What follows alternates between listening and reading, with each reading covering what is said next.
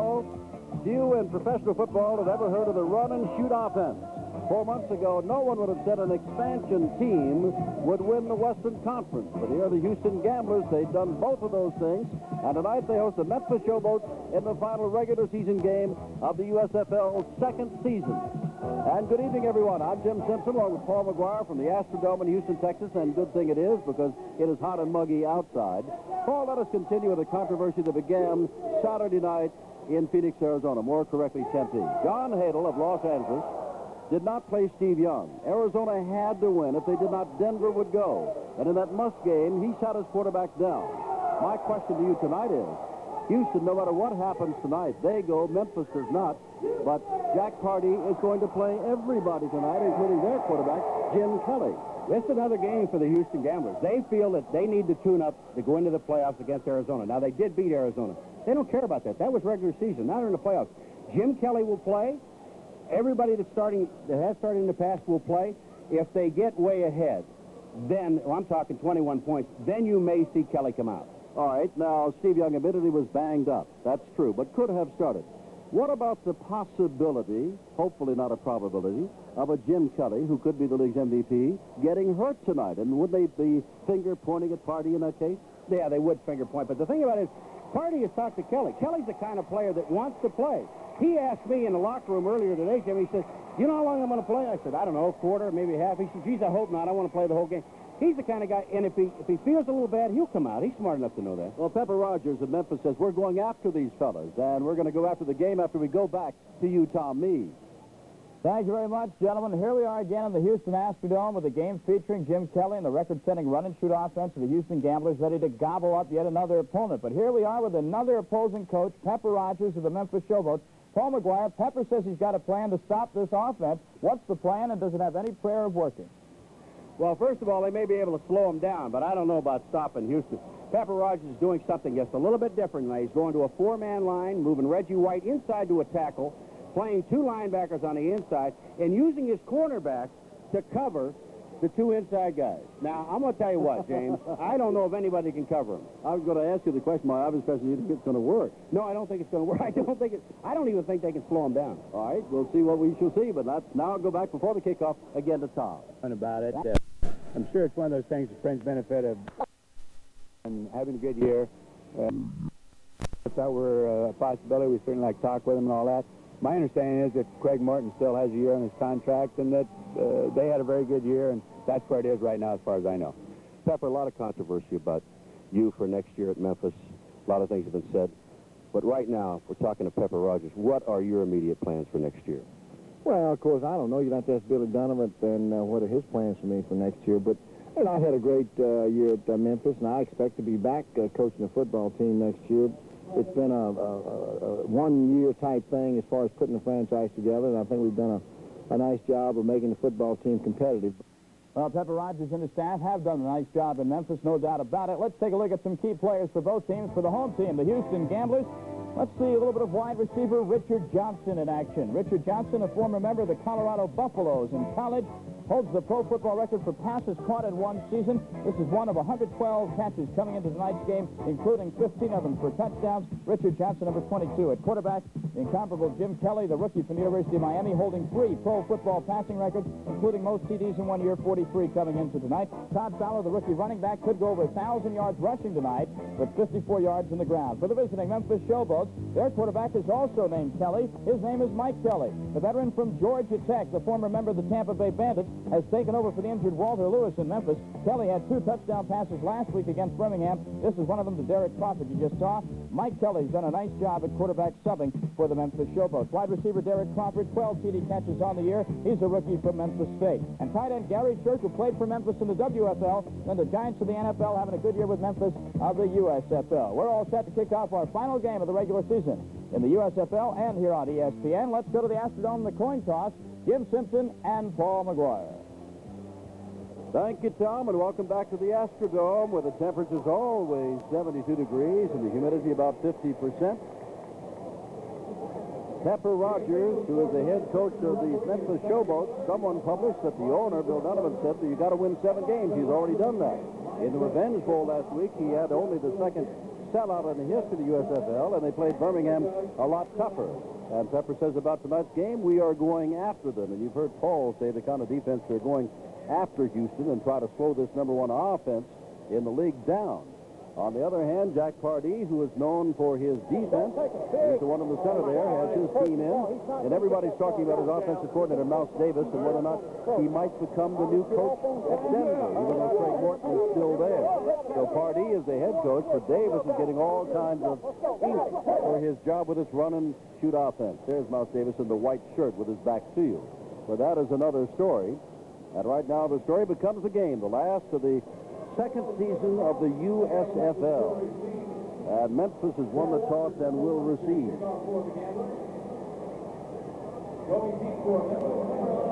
Jim, I think if there's one player that we have to watch on Memphis tonight with this new defense they're going to run, which is the 4-2-5, is the fact that they're moving Reggie White, who is normally a defensive end. He's going to play tackle because they hope that he can get heat on Kelly. Remember a week ago, if you take a look at Derek Crawford, they said Dale Walters will kick off for Tony Fritz. And he did. Tonight they came in and said, hold it, Fritz will kick off, but that is Walters in your picture. And that, whoops, it's off the hands of one of the up men, Billy White.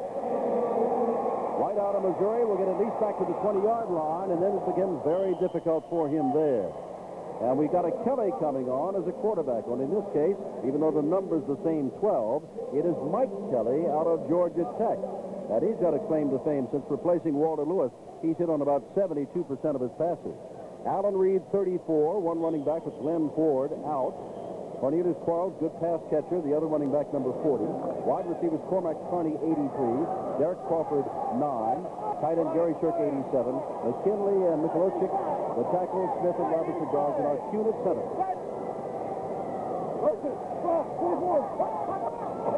Kelly on a handoff to Alan Reed, and there's just no place to go. Absolutely no place to go.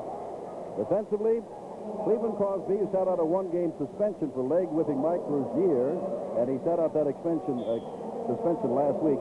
At left end, 78. Tony Fitzpatrick, 62. Hosea Taylor, 93. Pete Caton, the leading sacker, 77. That's the front four. Mike Hawkins, 57. Kiki Diallo, 31. Andy Hawkins, 59. The linebackers. Mike Mitchell, 35. Will Lewis, 24. The corners. Calvin Eason, 34. And Tommy Myers, the veteran, 37. The safety. Second down, 11.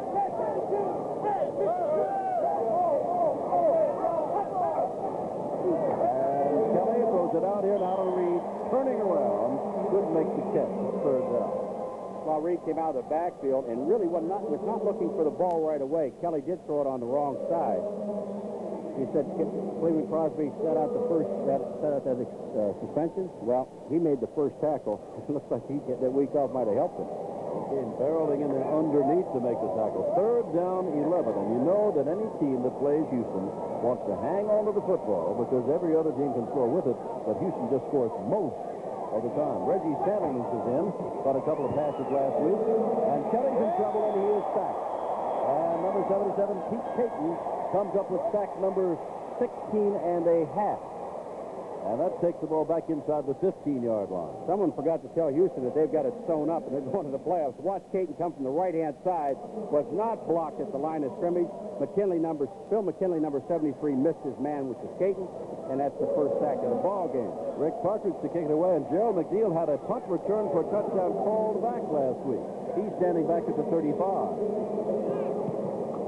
Good punt. Oh, super kick. Good punt. McNeil back at the 32. He's got great speed, and a flag goes down as he goes down across the 45-yard line. And they'll sort this out.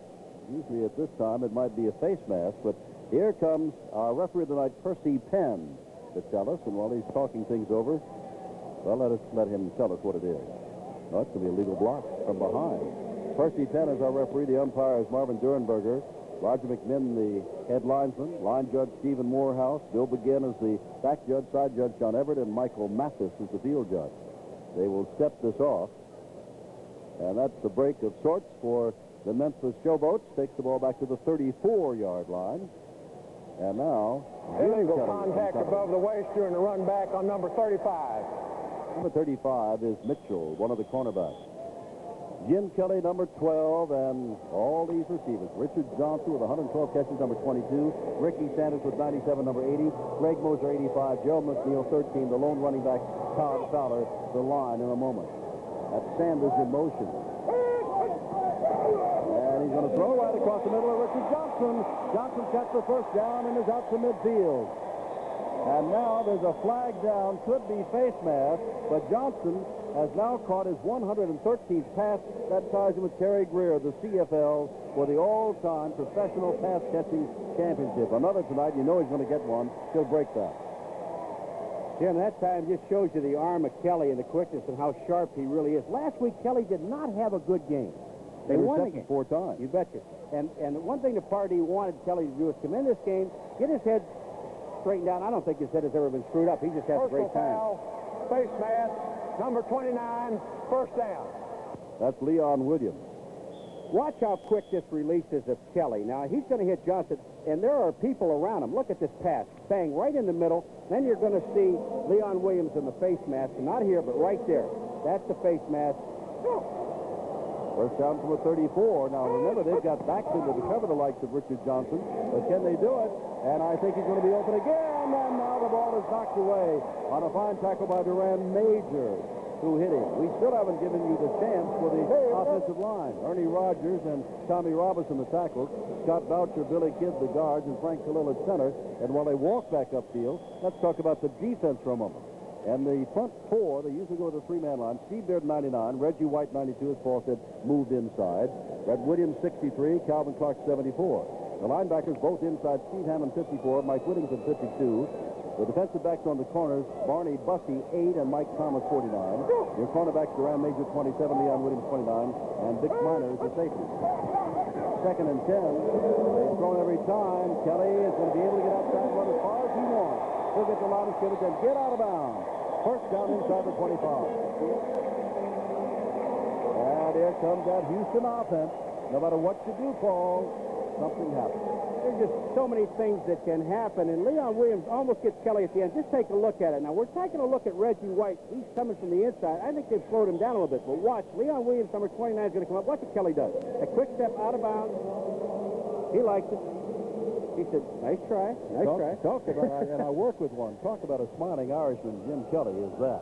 No question that, no matter what happens on the field. Ball inside the 23-yard line, no score. 3 minutes and 8 seconds have gone by. Check that, 2 minutes and 8 seconds have gone by. So his game plan is a little bit different tonight. Here's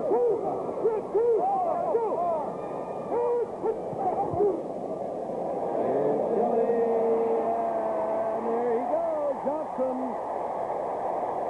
First and goal to go. He has broken the record. He is the all-time professional pass catcher with 114 now. 2 tonight, and it's first and goal to go. Jim, this is what I was talking about. When you're trying to cover Johnson one-on-one, I don't know of anyone in this league that can do that consistently. Here it comes. Now, number 23 is Vic Minor trying to stay with him. Watch where Vic Minor is. He is locked. They ran Johnson underneath. You've got to give him some help from the linebackers, but remember, again, you can't have the illegal chuck downfield. Jerry Argovitz, one of the owners, handing the ball to Johnson as he has got now the total, and I have it written down here as 114 instead of 115. He started with 112, 113 tied Greer, 114 beat Greer, but that 115 will hold good for later on, I guarantee it. Well, you know, Paul, again, it's like playing college ball. Memphis has never played the front four to start a game or has had the defensive backs on the corners instead of linebackers. They've had a lot to learn in a very little while, and it's tough. Now Fowler goes straight ahead, and here's a man who's very close to 1,000 yards, and he didn't start the first 7 games. Jimmy, you brought up a very good point. Now, Pepper Rogers, they know that they've got to do something to create a diversion to try to stop this passing game of Houston. We talk about it so many times, and it should be talked about it because it's so great. They've broken almost every record in professional football. But when you take your team after 17 games, Jim, and you put them into an altogether different defense that you're going to learn in 1 week, it's very difficult for these people to learn it because, I don't understand something. There are a lot of first and second-year players on this team. I hear you.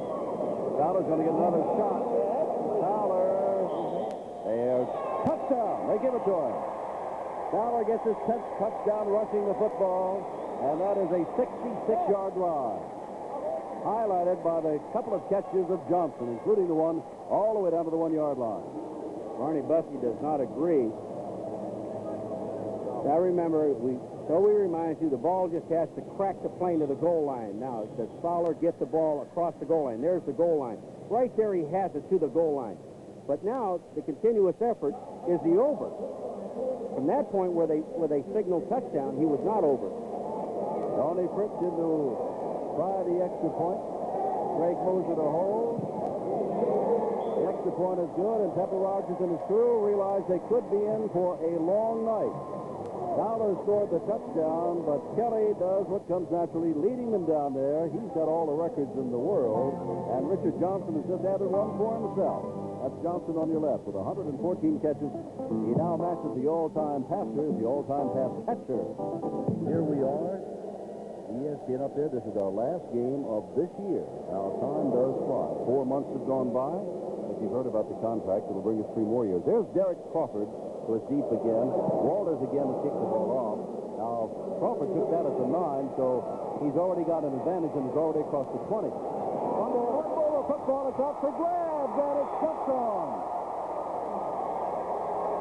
Mike Dunn, number 33. Crawford, one of the top kick returners, took a shot. Dunn, 33, will get up and run off with the ball. Oh, does he take a shot? Mike Dunn scrambles afterwards. You're going to see Derek Crawford now. A low-line drive should be able for a good return, but watch what he does. Instead of staying with his blockers, he cuts back to the inside. Now, the shot, I don't know who hit him. It looked like number 50, McLean, but watch Dunn. Dunn had to fight through some Memphis people to get the ball. It is now Houston ball on the 21-yard line. Look out. And here comes Kelly and company. Sanders in motion. He's just loafing out there. Look, free for the diving touchdown catch. Number 88, Scott McGee. And Kelly has got touchdown number 44. And McGee has made his 4th catch. And there's something about they may have to go back to the regular defense because the defense they've installed for this game has not worked at all. Well, what they're doing here, they're going away from the flow. They're coming back to McGee on this side. Now watch, there's going to be one-on-one coverage on this side on McGee. The safety, you see him at the top of the screen, drifting towards the middle. No way that Deron Major is staying with McGee. Watch McGee. Here it is. That's it, in your face, in your face. All kinds of confusion in the secondary of Memphis, which is trying something new tonight. Their defense's time is out. Scott McGee says I had it all the way. And all of a sudden, early in the first quarter, Houston doing what comes naturally, leading 14-0.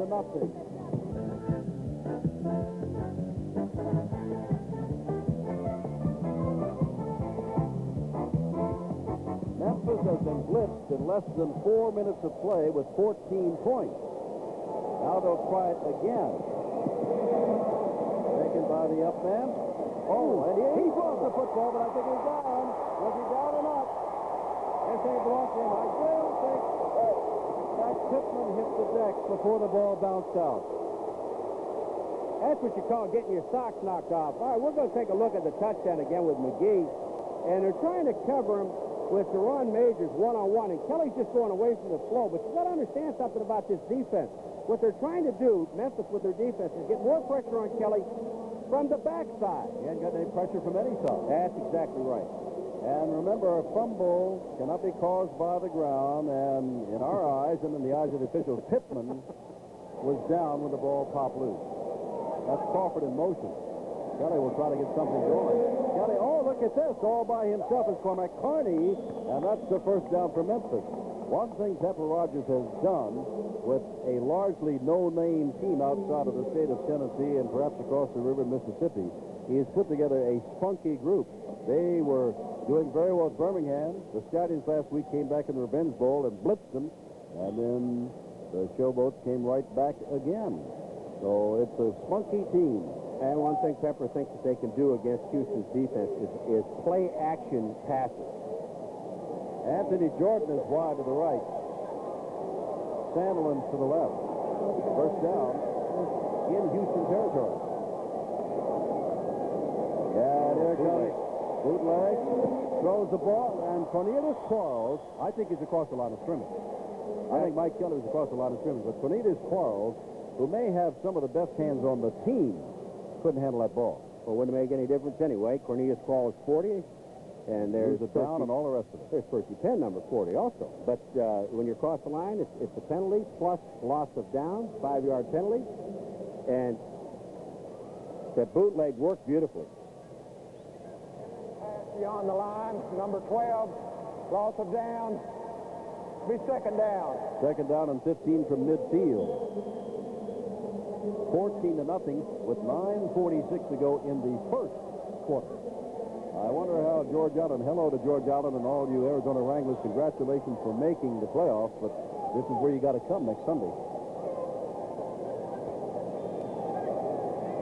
There's pressure from the blind side, and he was throwing the ball. So from the backside, it is Mike Kelly who gets the pressure, not Jim Kelly, as Andy Hawkins was blitzing, and I just don't know how soon Mike Kelly is going to get up. He really took a shot. It would be Ken Johnson if he cannot get up.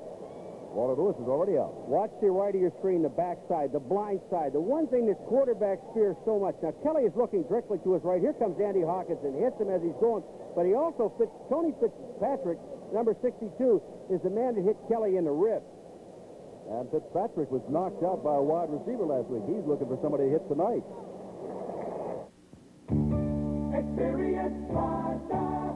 Even from here, you know the Mazda 626 Sport Coupe is one high-performance road car.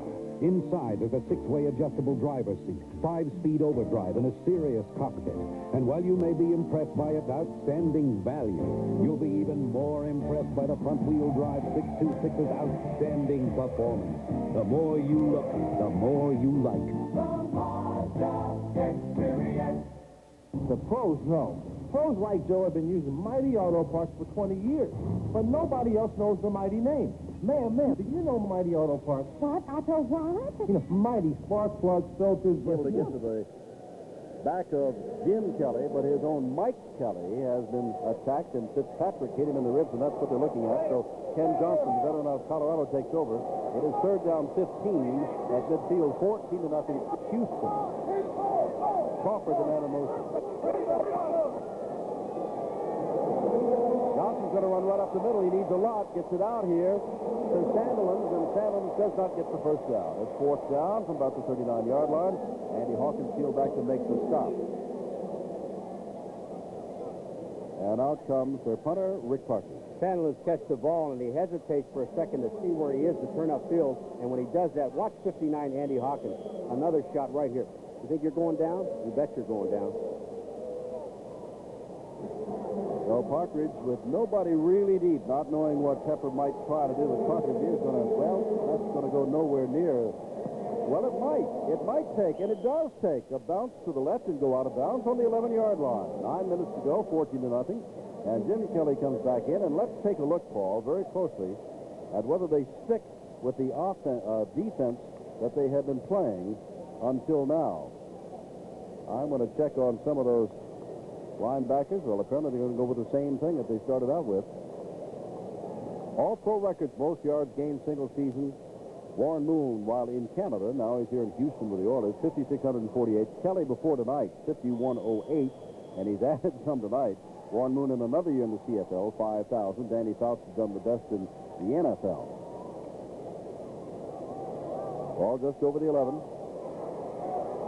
They're in that same defense. They sure are. That's Richard Johnson in motion.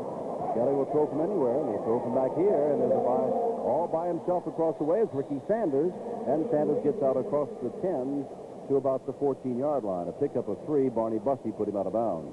You know, not only do these receivers have great hands, Jim, but every time they catch the ball, they have the presence of mind to elude the tacklers. And they make sure they catch the ball. Sanders that time, and Kelly picks up another 4 yards, or let's see, 3.5 yards, let's say. Give him 3 yards on that. So he's got, what, 62 yards so far? It is something. Second down, Sanders going, well, now he's going to have 3 wide receivers on this side. And he's looking this way, and now he's going to throw this way, and it's going to be caught by no one, the closest man to it. was Sanders. I'll repeat something that we've said so often, and the defensive backs in this league would sit up and applaud or else turn pale with fright. Paul and I in Pittsburgh one night stood behind the Houston offense and just watched them come downfield. And it is frightening. And they're just warming up at about half speed or quarter speed to see all those people flooding out of the backfield and off the line of scrimmage. I got to believe that they're going to go, they have to go back to Gerald McNeil or Moser. Now they got Gerald McNeil that may end up by himself, or Moser on this side by himself, because Memphis playing one-on-one on those two guys. Now Moser's by himself over here. 3rd and 7. There it is. And he puts it out here. Oh, it's intercepted. Intercepted, stepping out of bounds is Mike Thomas, and that time that defense worked. That time it worked. Sanders coming out of the backfield. That was his man, and Thomas came over to pick up the interception, his 5th of the year he leads the club. All Kelly read was Deron Major on this side. He did not see Mike Thomas, number 49. Watch Kelly's reaction afterwards. He sees it. No. Ball. Just smile and go to the bench and say, okay, you got one, I'll get 2 back. All right. The ball is at the 26-yard line, and Mike Kelly has come back in. Or is that Johnson? Looks like Kelly. It is Kelly. So apparently his ribs are okay. Going straight ahead is Pittman, a man also guilty of a fumble. Wayne Pittman. And he was not expected to play much tonight, but as Pepper was saying today, when you lose Glenn Ford, a man with better than a 4.5-yard rushing average from your lineup, and you lose Walter Lewis, which you did some weeks ago, it makes things a little tough. But that was a nice game by Pittman, and it is 2nd down and 4 from just outside the 20. Crawford, the man in motion. Look out. Kelly fires the ball for the end zone and is knocked down by Hollis Hall at about the 2, intended for Reggie Sanderson. Hollis Hall was standing about the 2-yard line just waiting for the ball. And it looks like you might try to run before you get it. I've said this so many times. It's another reason why Hollis is on defense, because he can't hold on to the football. But just take a look at it. Kelly does not see Hollis Hall. Watch this. He's standing there, Jim, just waiting on the ball. Goes right through his hands. And had he not been there, still it was outstanding coverage on the receiver's handle. 3rd and 4.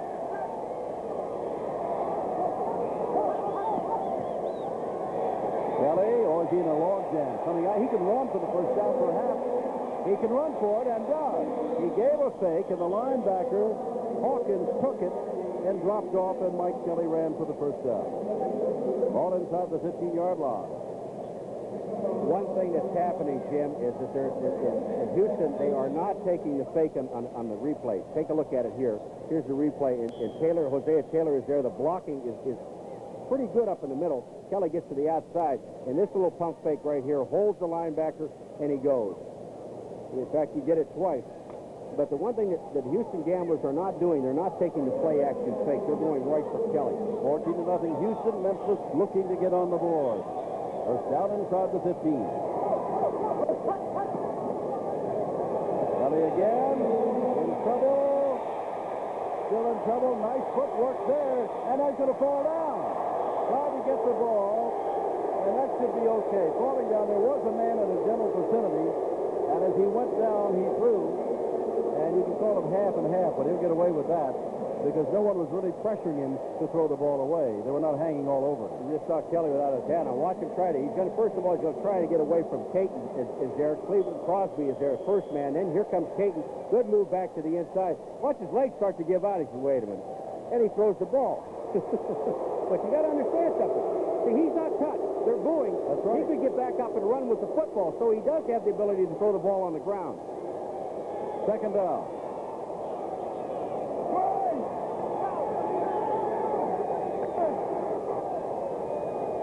Crawford ends up the ball to him tonight. Kelly throws the ball, and it's intercepted again. Pushed down by Hollis Hall, who holds on to it. And he's back to the 20. Who said Hollis Hall had bad hands? Second time around, he picked it off. 7:15 to go in the first quarter, 14-0 the Gamblers. been an MVP of this 1984 season. That is the player that we judge most valuable. $1,000 from the Menon Company goes to the college or university of his choice. But that should be a long way away. After the interception, Sanders in motion. First down at the 20, Houston. They lead by 2 touchdowns. And there's Fowler trying to go somewhere. He broke one tackle, and now the linebacker comes up to footing. That's Whittington, who played the last 3 years with the New York Giants, number 52, out of Notre Dame. That's finally put down Todd Fowler. Fowler starts tonight, not needing too much to get to the 1,000-yard mark, just about 54 yards. Here's the man we're talking about playing tackle, Reggie White. Now, Reggie White is basically, they're all concerned with, first of all, pass. Now, watch. Here's Fowler. Look at the strength of Fowler. He breaks out of the grasp of Reggie White, who had 2 hands on him. Take a look at it. It takes 3 or 4 people to bring Fowler down. Second down, 9 to go. Kelly. Oh, look at this. They can catch up to it, but Johnson cannot catch up to it. The man back there with him is Vic Miner. And it is 3rd down and 9. Kelly loves to go for the bomb. Over half of his touchdown passes have been for 20 yards or more, and about 30% of them have been for 30 yards or more. He loves to play this football game. Jim, he never gets his head down. You see with his head down. Look at his Don't face. smile now. He knew he had him. He also had McNeil going down the sideline. And Kelly, the ball just took off on him. It went up in the air. Kelly knows that, I mean, at any time, there's always, when you look at it, not always, but most of the time, there's not only one receiver open, but usually 2. 3rd down and 9. Sanders, the man in motion. Kelly, they haven't had any pressure from the backside yet. Not yet. He was going that way. Now rifles the ball, and the ball is caught. Number 89, who is transferred down. One of his few catches on the year. That's just number 14. Barney Bussey put him down. Have you seen any pressure at all from the back on Jim Kelly? I have not. Not on the backside, but I want to tell you something. If you don't think that this man can throw a football, watch what he does. There's Reggie White. Reggie is tired right now. He's down on the knee. But watch where he puts this ball on the dead run, running at Verdun as receiver. This ball hits Verdun, watch it, Jim, right in his chest. You better catch this one. Bang. And they have no chance whatsoever to get him. Vic Miner, just forget that. From the 48-yard line, Johnson in motion. First meeting between these 2 teams. Kelly's got all the protection in the world from the back, and out here's Moser all by himself. And he's got another first down inside the 35-yard line. No surprise, maybe how the defense is having problems with Kelly, but Rogers said today, Pepper said, let's face it, Jim Kelly is a bona fide number 1 draft choice in any league. Well, Jim, you know, we've talked about this defense, and we are not nailing the Memphis Showboat defense. What we're saying is this. They went in with this defense. They changed to a 4-man rush, 2 linebackers, to try to get some heat on the backside of Kelly. They figure they'll take Reggie White and put him inside of the tackle, which he has not played. He's a defensive end. And if you watch Reggie White, you can watch him all line. They're just picking him up. Now Fowler on the draw play, getting ever closer. He's got the first down to that 1,000-yard mark. He's inside the 20-yard line. Jim, the man he ran through again with Reggie White. Reggie White, now, you got to understand something. The defensive lineman, the first thing you're thinking about is pass rush to get to Kelly. Now, take a look at, here's the draw to Fowler. Reggie White's going to get a hand on him there. They're also getting one from Brett Williams on the inside. And then the man, Terry Love, has got to come up and put him down. Good tackle by Love, but another first down. 3:55 to go in the first quarter, and look out, here come the Gamblers again. Find me a team in the league that has been able to effectively stop this ball club. San Antonio came close. There goes Fowler again. Another first down, inching closer to the 1,000-yard mark. And the Gamblers are inching closer to a 3rd touchdown in the first quarter. Fowler needed 54 yards going into this game to reach 1,000, and I'll tell you something right now, they want to get it to him. He's got a split lip.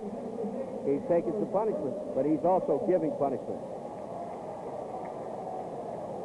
Houston gets Arizona, and that will be next Sunday at 2:30 Houston time. About the same time as Tampa Bay is playing Birmingham. Unofficially, we have Fowler 5 carries, Jim 26 yards. A little ways to go yet. There's Kelly. The right side is flooded. He throws underneath to Sanders, and Sanders will be knocked out of bounds at about the 6-yard line. Pickup of a couple in the end zone. McGee and Johnson. Sanders was underneath, and they got the ball to him. 2:59 left. Funny, and Paul and I on Monday night, and Don Heinrich and I on Saturday night, just sat around and said, okay, and that was one of our first questions to Pepper Rogers today, how you run a defense this year? And everybody always comes in with an idea. We haven't seen anything work yet. We've had so many ideas and so many people telling us so many different things. And again, the only ones that have slowed it down somewhat, but there has been absolutely no one that's been able to stop it. Second down, Kelly gets to Fowler. Fowler is close to the touchdown. And it is third and about a yard. And that is all. They want to give Fowler 1,000. Fowler wants to take 1,000 yards. Just watch Todd Fowler and the power in his legs. Here comes that quick draw again. Fowler, and the blocking up front is just superb. Fowler goes in, he's tripped up, but he does get to the 1 yard line, inside the 1 yard line. Well, as someone wrote in a Houston paper yesterday, the big surprise was that Sam Harrell, with all those touchdowns, wanted to be called Horrell. That was a surprise. Now he is well again, and he is not playing for Chris Fowler. That's taking it down with him. Here's Fowler. And they haven't given it to him yet. He didn't score. He put his back into the end zone. They knocked his helmet off, but the ball never crossed the goal line. You got to get the ball out front. Officials are right on top of it. There's a good look. That's Todd Fowler, rookie out of Stephen F. Austin. Now just take a look, Jim. You'll see him go in with his back right here. He gets hit.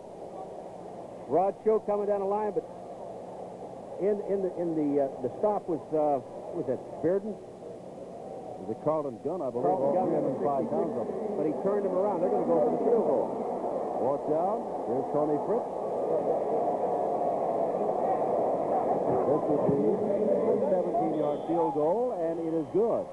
Well, they did something there. They stopped them with a field goal. It's 17-0 Houston first quarter. At 8 o'clock, not wrapping up the USFL, but looking ahead to the first weekend of playoffs. Tom Mees will be here at 8 o'clock Eastern Time with Inside the USFL. He'll also be on with us at halftime.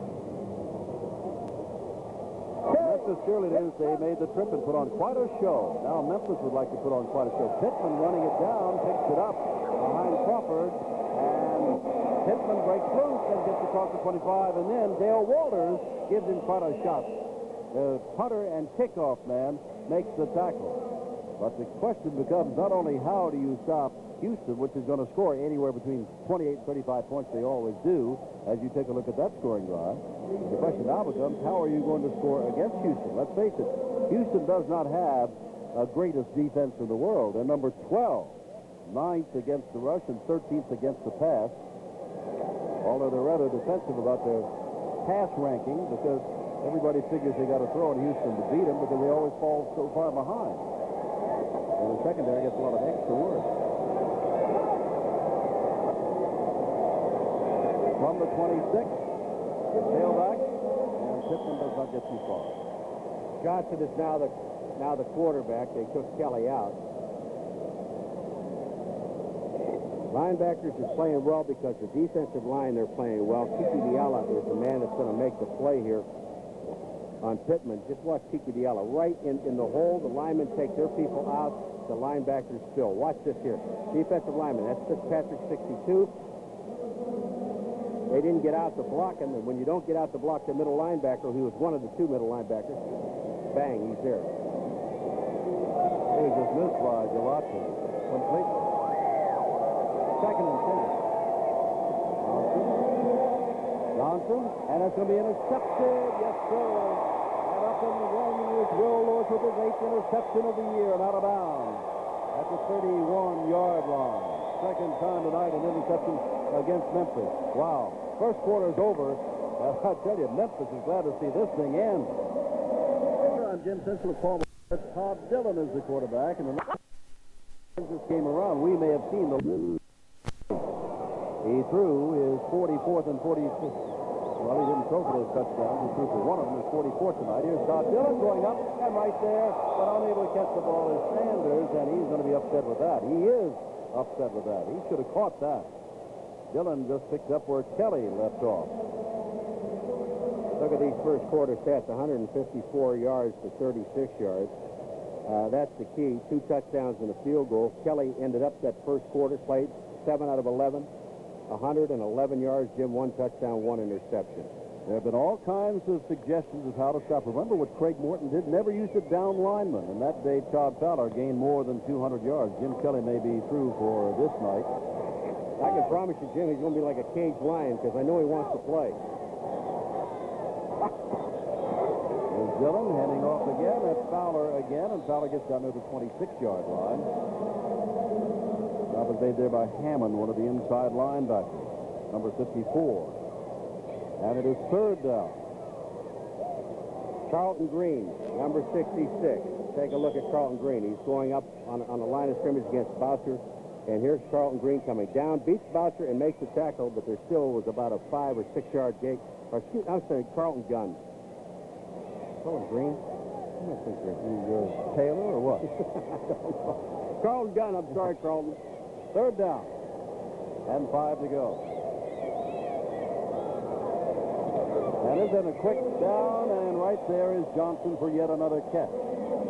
And he's got the first down. So he continues to add on to that record. On the other side of the field from him, Ricky Sanders has set the all-time record for a rookie in professional football with, before tonight, 97 catches.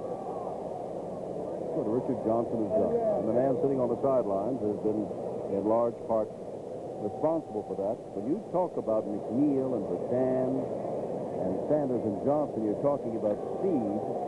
McGee and Moser may not be that fast, but they're not slow men. Fowler carried 7 times for 38 yards. He's got 60 more to go to hit the 1,000-yard mark. First down, Dillon, and almost intercepted. And that was Mike Whittington who knocked the ball down. And it is second down and 10. Reggie White playing the defensive tackle. This is the first time, and Reggie's job is, number 1, to put some heat on the passer. Here comes Reggie White. Is he doing a job? That's on Billy Kidd. Reggie fans think, well, maybe it's not so nice in here. Let me get back to the outside where I can really take off. Second down from the 19. Houston, quite an attraction on ESPN. It's a crowd tonight, considering we're televised live here, and Houston's already clinched the top. There's Dillon on the sideline, knocked out of bounds, taken out by Duran Major, but the catch is made over there by McGee, who already has a touchdown tonight. If anything can break a defense's back, it's when you take Kelly out, who they know has thrown so many touchdown passes and broken every record there is to break. And all of a sudden you bring in your backup quarterback, Todd Dillon, who throws very, very well. And he pinpoints the pass out to Scott McGee. Duran Major's trying to cover him. It's nowhere in sight. Well, Todd Dillon does have the strong and accurate arm. Set a lot of records at Cal State Long Beach, but also you'll say something about that run and shoot offense, too. You got a man who can throw back there. It works. Here comes Sanders. And there goes Fowler right up the middle, and again, Fowler is knocking at the door. Has 1 touchdown tonight rushing. Very nearly got another. Was turned back by Carlton Gunn, and they had to settle for a field goal. And now they've got second down and goal to go with the ball inside the 3. Nose of the ball almost on the 2. Fowler needs 13 yards, Jim. And Pepper Rogers needs something to turn around. I see Pepper looks like he might be warm in here. Here, it looks cool, like rather. I mean, he's towel around him. Second and goal to go. Here's the pitch to Fowler, and he's taken on, but gets it. Hit by Hammond. He just took him right past him into the end zone, and it is now 23-0. Yeah, he was hit by Hammond, or whether it was Fowler that hit Hammond. Just take a look. Now they're running up the middle. They're going to run a little toss. Number 54, Hammond's going to come up. Watch the hit. Bang. Fowler knows he's got to get 3 yards to the end zone, and that he does. Hammond holds on, but it's too late. I can see the schedule makers right now in the USFL office. If this keeps up, that's 23, almost 24-0. They'll schedule Houston in Memphis next week or next year, so you got another revenge bowl. Because this is getting out of hand in a heck of a hurry. It is now 24-0. And folks, only 2 minutes and 21 seconds of the second quarter have gone by. And Houston, the kickoff. One earlier, just has got the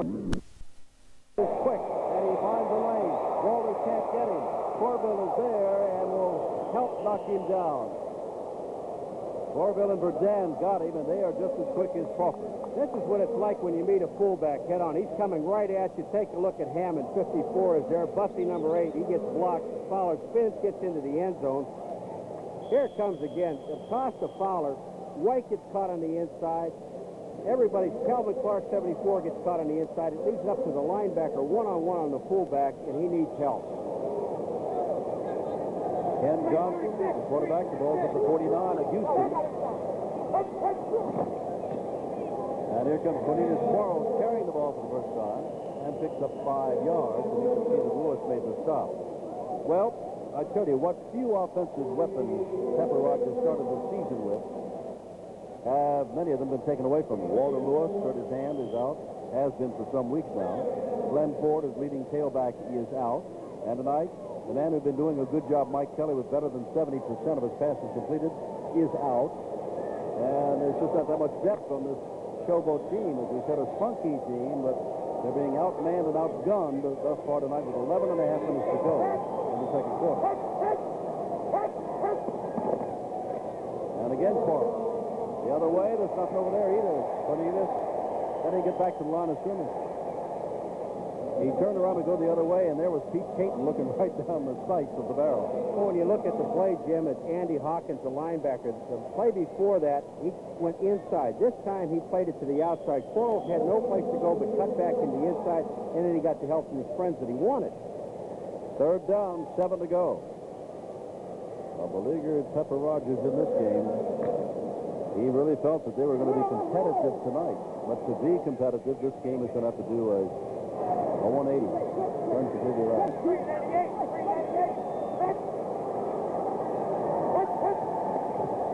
Johnson must throw. And he's going to get the first down. And hey, look at the little move he made to get down the 30-yard line. Not bad for a man who's 33 years old. And a backup quarterback. A nice block downfield from Alan Reed, number 34. Jim, we got the Houston Gamblers coaching staff next door to us, and they gave us a sign that Jim Kelly will be back. Will be back. Now, that may be to start the second half and play another quarter in the second half. I don't know. It could be that they're just getting Todd Dillon ready in case something should happen to Kelly. He'll be unavailable once they hit the playoffs. You've got to give your backup man some work. I can't believe if they get up to like 30, 35 points in the first half that they're going to bring Kelly in. 24 points already. But a nice first down run by Ken Johnson. And there goes Alan Reed for not much. That's Caton, who wrestled around with him, number 77, put him down. Reed is not a big man, as you all know, only 5'8". It is second down. Pete Caton means so much to this defense. Let's take a look at the defensive end, Pete Caton. Watch him. He'll spin out of his block, throw the blocker away, and I mean throw away. That's McKinley. And then Pete Caton gets back out and gets the tackle. Hosea Taylor also in to help him out. 10 minutes left in the half. It's drive began at the 49-yard line of Houston after the nice return by Crawford. Johnson. Now nobody's going to get that. Releasing is going down was Alan Reed, but there was no way he could get as far as Johnson had to throw it some distance, or he'd put it up for grabs to the defensive back also. So it's just too far. He could have run. At one time, if he didn't hesitate, Mike Kelly probably would have run with the ball in that situation. Ken Johnson did not. Pete Caton was fighting with his man, who was McKinley again, and went to the inside, took an inside move, and it let Johnson get to the outside. What the defensive ends have to do with no linebackers blitzing, Jim, they've got to maintain outside contain and let the middle take care of itself with the tackle. Third down and 9. By the way, Mike Kelly is standing along the coaches on the sideline, helmet in hand. Here's Johnson. He's going to run again. They all peel back. And he took on Will Lewis. And a flag goes down. They're going to call a personal foul on Andy Hawkins. Hitting in the head. Well, Lewis and Johnson talking. Ken Johnson's been around too long to go on and take on anybody, even including a defensive back. Now, just take a look at here's Lewis instead of getting out of bounds, but here comes the shot, and it's not Andy Hawkins, it's Calvin Easton, number 34. Right. Ball at the 19-yard line, and they'll step it off from there, and that'll take it down to about the 10-yard line. Personal foul, late hit, number 34, first down. Now, wasn't he just going down? Great hit. There's Johnson. I do believe the lottery is playing center. Let's see if number 65 goes out over the ball.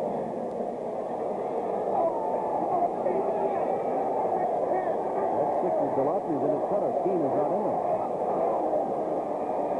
And a little short to Allen Reed, and Reed gets inside the 5-yard line where a bunch of folks hit him, and it is second down and goal to go. That's the one thing. Here comes Memphis back. The good kickoff return. A penalty to be sure, but some good running by Johnson. A completed pass, and they got a chance to make it 24-7. Watch what happens. You think the ball doesn't draw a crowd? Watch what happens when Reed catches this ball. He's going to flip it out to him in the flat. That's Johnson to Reed, number 34. Here they come. There's Mitchell, 35, getting blocked downfield. But watch him there. Lewis is there. Paul is there. Mitchell is there. Kiki Diala is there. Hosea Taylor is there.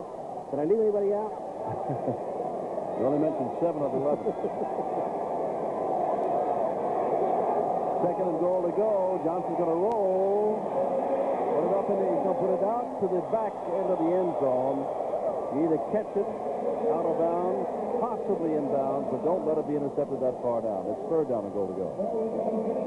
Crawford held it up as though I got it, but he didn't have it. Inbound. Great catch by Crawford. But you're absolutely right. Ken Johnson does a smart thing with this ball. He's going to have a lot of heat on Van Hayes is coming in number 90.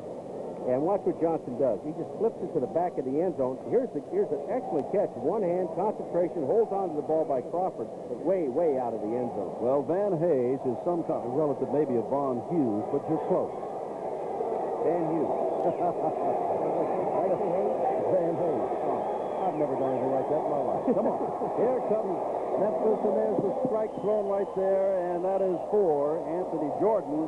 And it's going to be fourth down and that much to go.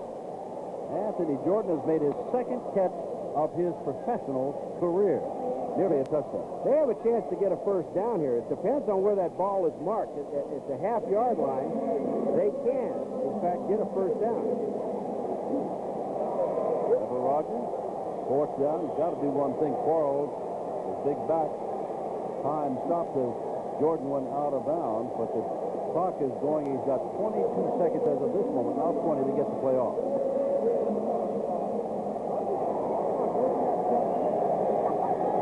Another tight end, Van Heppen has come in. Short yardage situation. Either way, it's good because they don't make it. Houston's backed up. Pull out backfield. Johnson throws. He's got a man out there and unable to get it is Van Heppen. Overthrow it. The Houston defense takes over 8.5 minutes to go in the first half. 24-0 the Gamblers.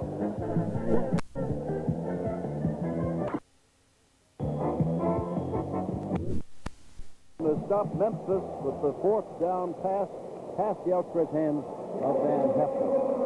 And now it is Todd Dillon to try to get the Gamblers out of this precarious situation. They lead by 24 to be sure, but the ball's at their own 1-yard line. Usually throw from right in there. And they're going to throw. Dillon's going to get it up for long. And to McNeil, and he made the catch. Are you kidding me? They have a cramp there as doing it, but that'll be okay. In a crowd to catch a ball like that. Ladies and gentlemen, that total concentration. Mr. McNeil is 5'8", 140 pounds. You see Dillon. Clark is trying to get in. He can't get the pressure on Dillon. Todd just hangs the ball up in the air. Watch this catch. You talk about concentration. And there are enough people back there trying to cover on the play. Number 23, Vic Miner, is there. He can't do anything about it. All-time leading receiver at Baylor University, and you can see why. They had a first down at the 1. Now they're out at their own 48-yard line in one play. featherweight belt plus a super middleweight belt on top-ranked boxing. McNeil went off okay. Sam Harrell has come in. Dillon is the quarterback, and look out, Dillon, and he can't get out of it. Dillon is thrown back, and that's the first sack of the night. He was reading the crowd there, and it is second down. 24-0, 7:45 to go, second quarter. At the Astrodome in Houston, where next Sunday Arizona comes to town. As next weekend begins the second year of the USFL playoff. And the defending champion Michigan, remember, made the playoff, made it as a wild card, and Michigan must play at Los Angeles on Saturday afternoon. And how do you think Philadelphia feels playing Saturday against New Jersey, who have beaten them twice in a row? Jim Kelly saying, hey, guys. Second down, Dillon. Throws it out, and there is Moser, and he is put down across the way by Kim Demlin, at one time a wide receiver, now a defensive back. And move the 6. It's another first down at the 40-yard line. Moser's outside. Look at the defensive secondary. Now, Moser's up on the top. Watch how far off Dameron is, Jim. Here's Moser just sitting there. He'll go down on the knee to catch the ball. Dameron comes up. It's already a first down. Too late. But the key to that whole thing is that they had the four-man rush, and the offensive line just caved everybody to the inside. No one had any pressure at all on Dillon. Now we're getting a lot of different people. For Dan is out here to the left. He is in. Dillon hands the ball off, and that is Harrell. And Harrell gets inside the 35-yard line. That's quite a story, as we said. 14 touchdowns, 13 of those before he got hurt. He was the leading scorer in the league. He got hurt. And I'll repeat what I said earlier. A paper said the first shock came when he said, my name is not Harold, it's Harrell. That was a shock. The second shock came, as good as he is, with those 13 touchdowns before he got hurt, when he came back, he had lost his job to Todd Fowler. That's the second shock. Second down, and 4 to go at the 34 of Memphis. Anybody scores 13 touchdowns in the early part of the season, call him anything you want. There's Dillon. Dillon puts it up and deep, and it is almost intercepted across the way by Duran Major. It was intended down there for Greg Mosier. And it is third down and 4 to go with 5:50 left to go in this is the first half. Sam Harrell, take a look at this guy. This is the blocking in the line, but Sam Harrell on the top of your picture he gets a good block. But take a look at the drive blocking. That's Frank Khalil blocking on the outside on Gunn, number 66. And Gunn never got off the line of scrimmage. But, again, in defense of Gunn in that position, his job is where he draws and screens. He plays the line of scrimmage. You know, he showed us against Birmingham last week, Paul, that he is a pretty quick 300-pounder. And flying down the line on several occasions. Corbell in motion.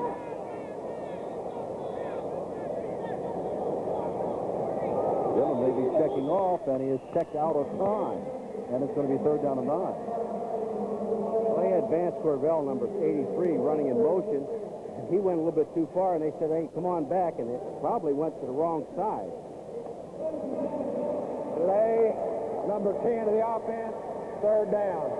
Fowler has scored his 10th and 11th rushing touchdowns of the year. McGee has caught a touchdown pass, and Tony Fritz has kicked a field goal. That's the 24 points the Gamblers have.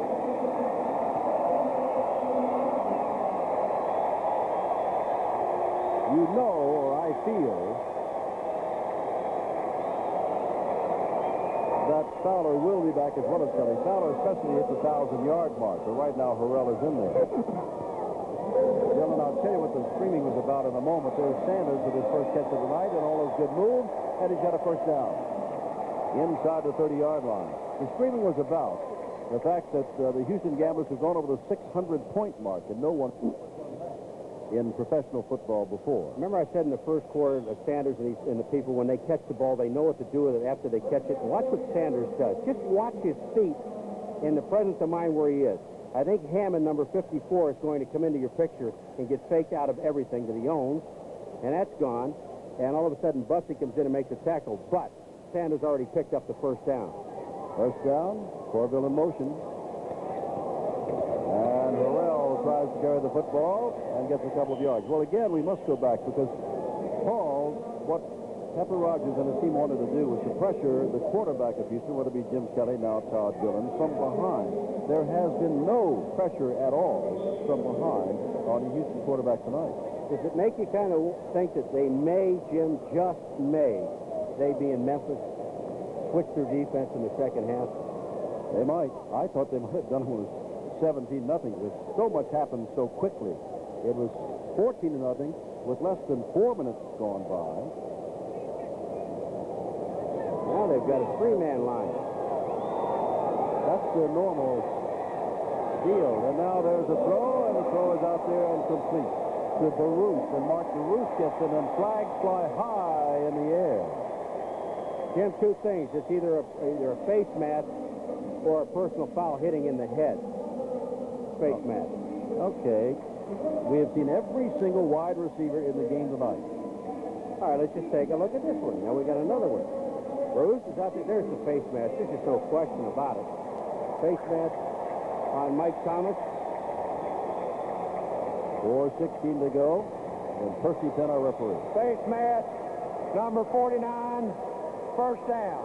First down, the ball at the 17-yard line. McNeil, Verdun, Mosley, McGee, Corville, Sanders, and Baruch have all been in this ball game. They're all wide receivers. They don't own a tight end here at Houston. Dillon, since replacing Jim Kelly, is 6 for 9 for 95 yards.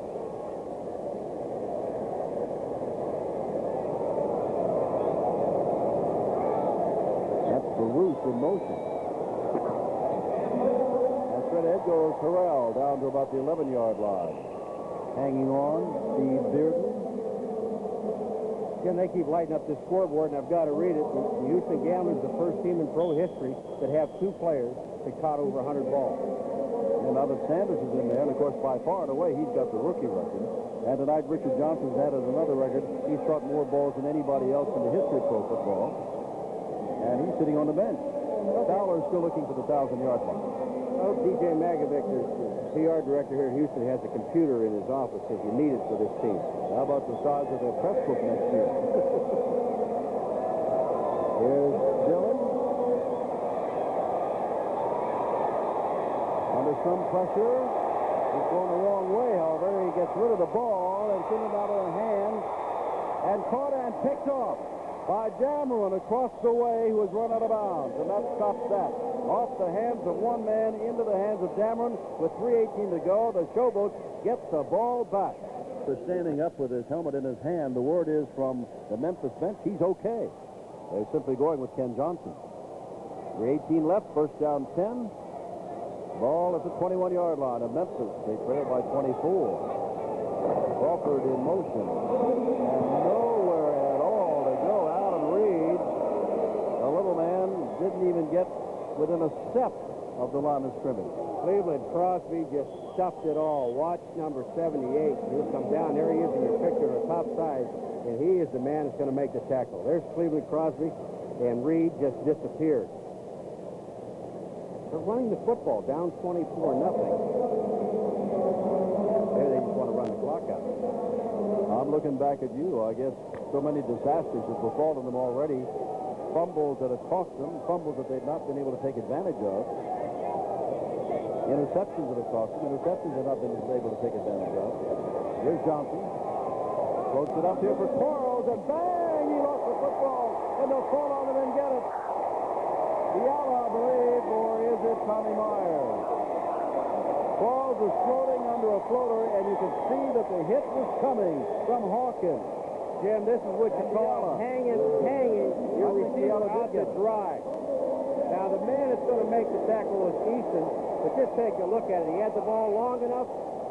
It should be first down Houston, which it is. And it is Diallo who recovered the ball. Tommy Myers was there also, but Diallo came up with the football. But Easton, when you hang out your receiver like that, that floater, Cornelius Quarles, you know, I admire him for just sticking with the ball. He catches it, has the possession, and then good night. Easton hits him right in the arm where the ball pops out. And Diallo's there. Excuse me, Jim, I thought it was Myers, 37, but it was 31. You're right. From the 38-yard line, it is first down, and the ball belongs to Houston, and the clock ticks down to the 2-minute warning. It is all Gamblers, 24-0 in the first half.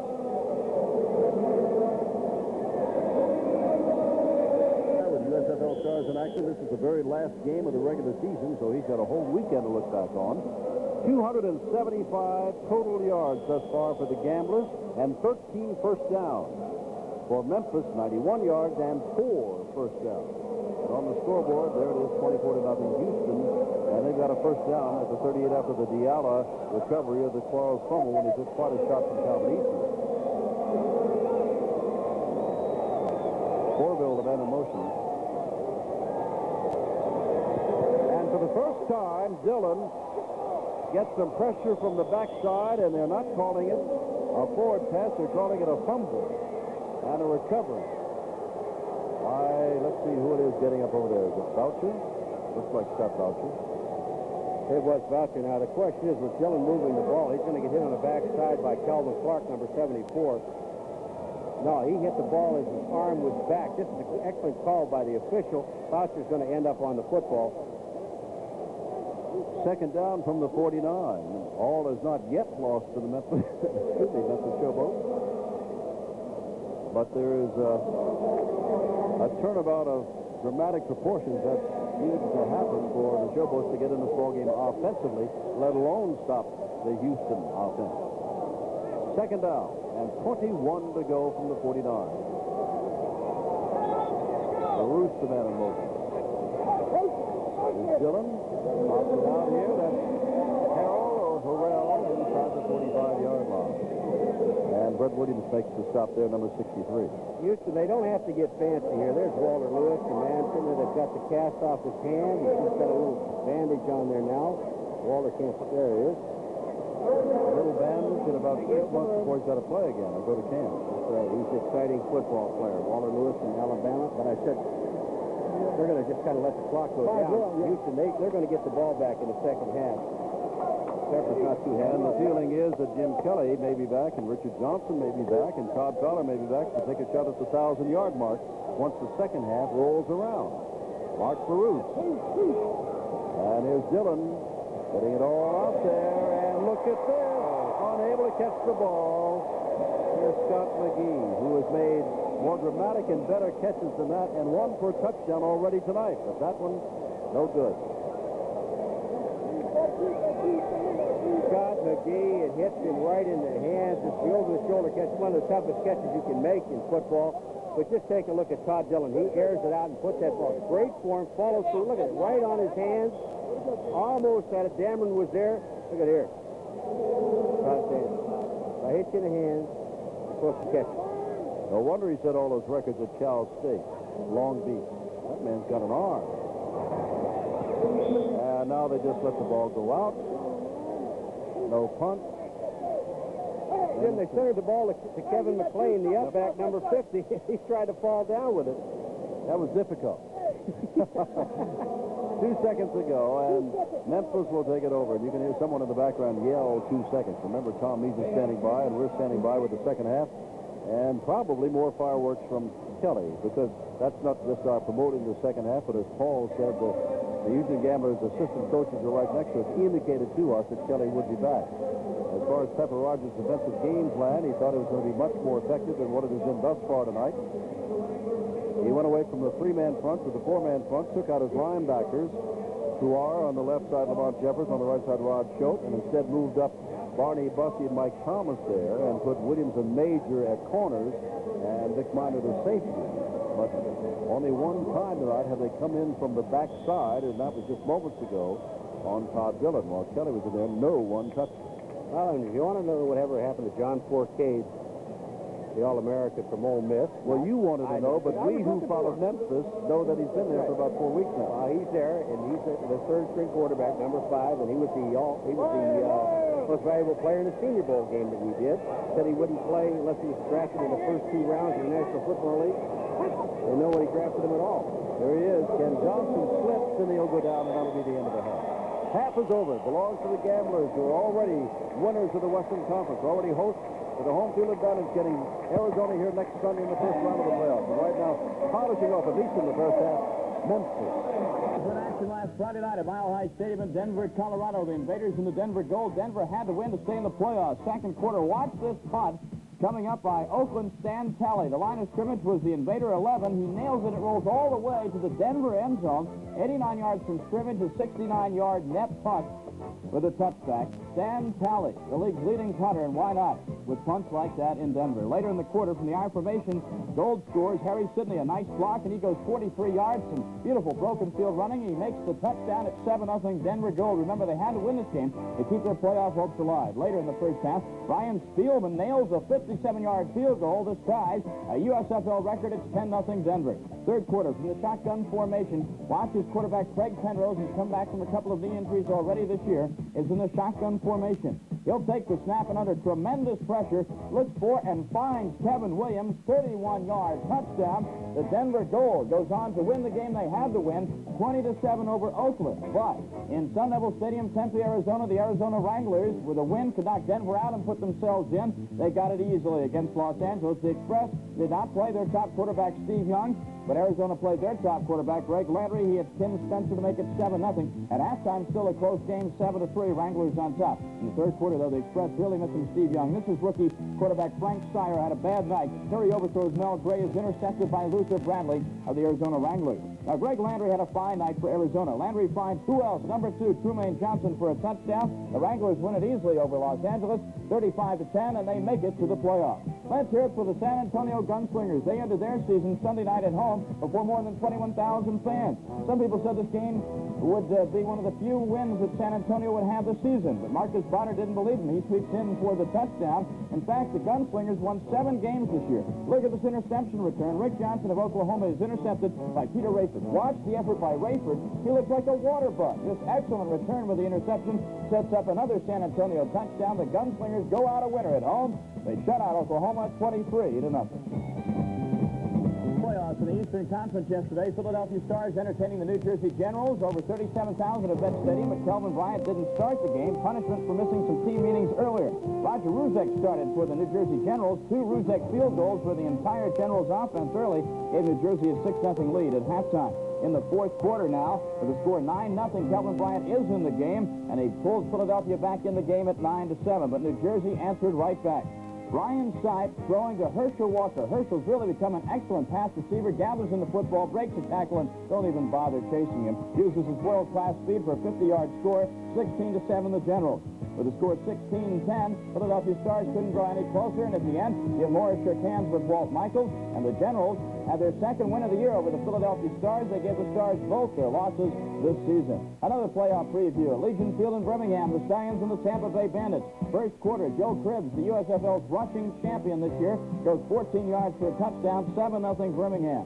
But John Reeves did manage one touchdown pass for Tampa Bay. With the score 10-0 Birmingham, Reeves' pass is deflected by Bob Mansfield into the hands of Spencer Jackson. They get 10-7 Stallions at halftime. Third quarter, backup quarterback Jimmy Jordan in for Tampa Bay. He hits Willie Gillespie at 14-10. Bandits on top. With the score 17-10 Bandits, Bob Lane, who played the entire game and placed the cliff stop for Birmingham, goes to Robin Earl touchdown. Now, you think they're going to, take the extra point for granted and time the game up, maybe go into overtime. Watch Walter Carter in the middle of your screen in red, gets his right hand on the ball. The point is blocked. The Bandits go on to win over Birmingham 17-16.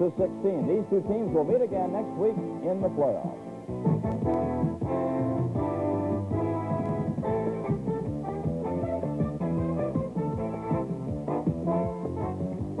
A lot of things for the record books and personal pride are in there. As you can see, the strong safety, and that is Calvin Eason carrying the ball out across the 40-yard line. And here comes a Gambler team, and here comes Jim Kelly with a touchdown pass tonight, his 44th of the year. He's coming back out. Amazing thing about this football team, here comes Kelly, 7-11, 111 yards, 1 touchdown and interception, Jim. They threw to no less than 8 receivers in that first half. At least. I was trying to keep track of them. Well, we ran out of paper here and room for names. McGee comes wide to the right.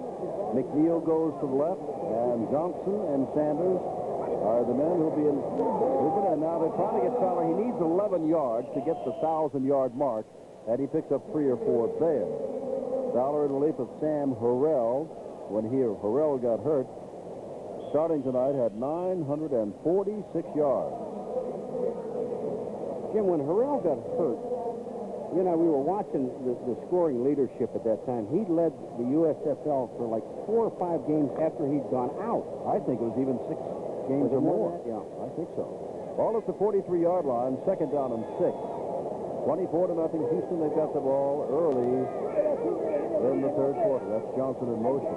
And here's Kelly with his first pass in the second half. He can get it away. And look out. And he gets it out here to Fowler, who can't pick it off the shoe top. And it's 3rd down and 6. Tell you one thing that we do have, James, and that's an awful lot of Memphis Showboat defensive linemen that are very, very tired. That's nothing on occasion. We've seen defensive backs bring 165. Very, very tired trying to cover this ball club, let alone chase Jim Kelly.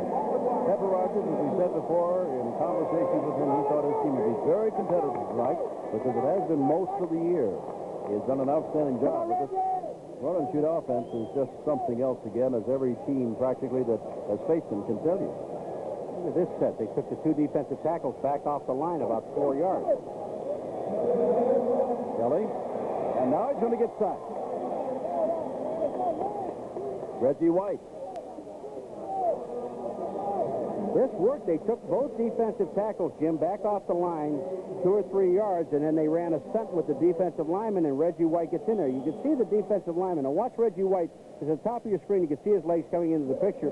They just did not block him. He gets Kelly for the sack. That's pretty quick work around the body of Kelly there, holding on. And here comes Dale Walters to kick the ball away.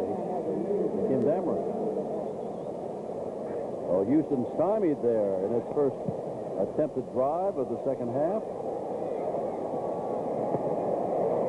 That ball bounces by and gets inside the 10-yard line and will be downed there.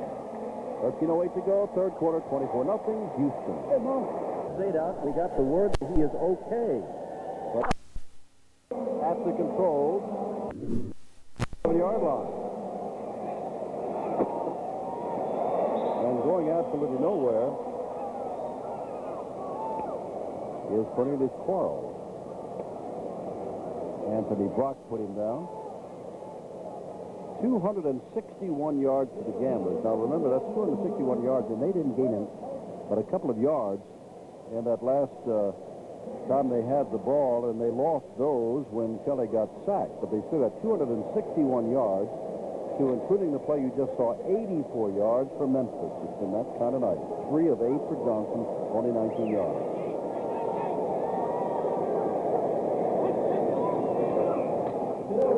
Trying to flea flicker, that ball's out for grabs. Picked up by Johnson, and down he goes. Quarles, when he went to pitch it back, it looked like he pitched it off the leg of one of the men. It fell, and then Johnson picked it up, and Pepper knows things are not going right.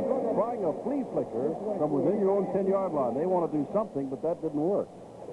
That sure didn't work, and here comes Johnson back. Now, let's just take a look exactly what happened. He was going to hand the ball back, and what happened is Cornelius Quarles tripped on his own man, which is an offensive lineman, Ken Smith.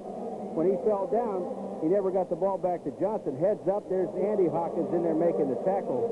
I think Pepper just said something about 24. That means that the halfback is going to carry the ball into the 4 hole.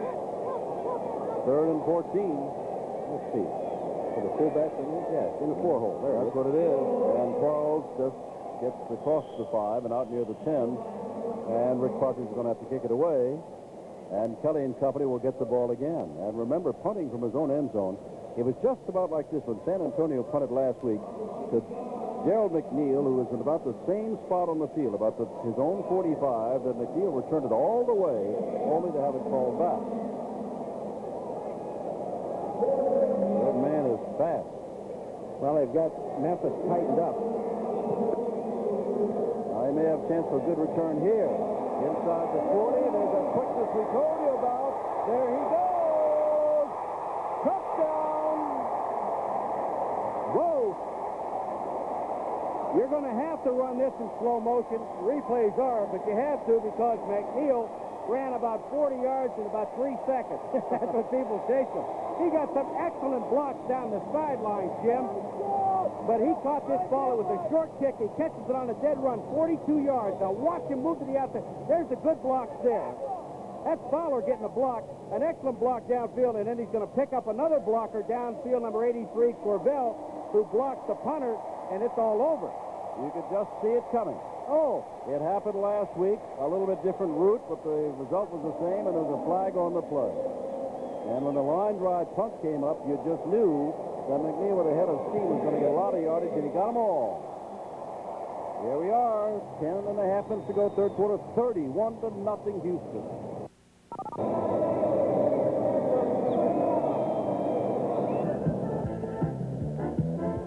They're still talking about it. And Tony Fritz, after kicking the extra point, as we just see Pittman pick the ball up, is but 1 point away from taking over the scoring championship. He gets across the 30-yard line. This is worth it. You'll see this in a highlight package time and time again, but we can look at it again right now. Jim, what you want to watch is with Gerald McNeil. Now, this is a short punt, but watch what he does. Watch the quick move he makes to his left. Real quick, bang, he's back to his left. Fowler, number 46, is going to get a block right there. He gets up. I didn't see the number, but there is a sensational block on that side.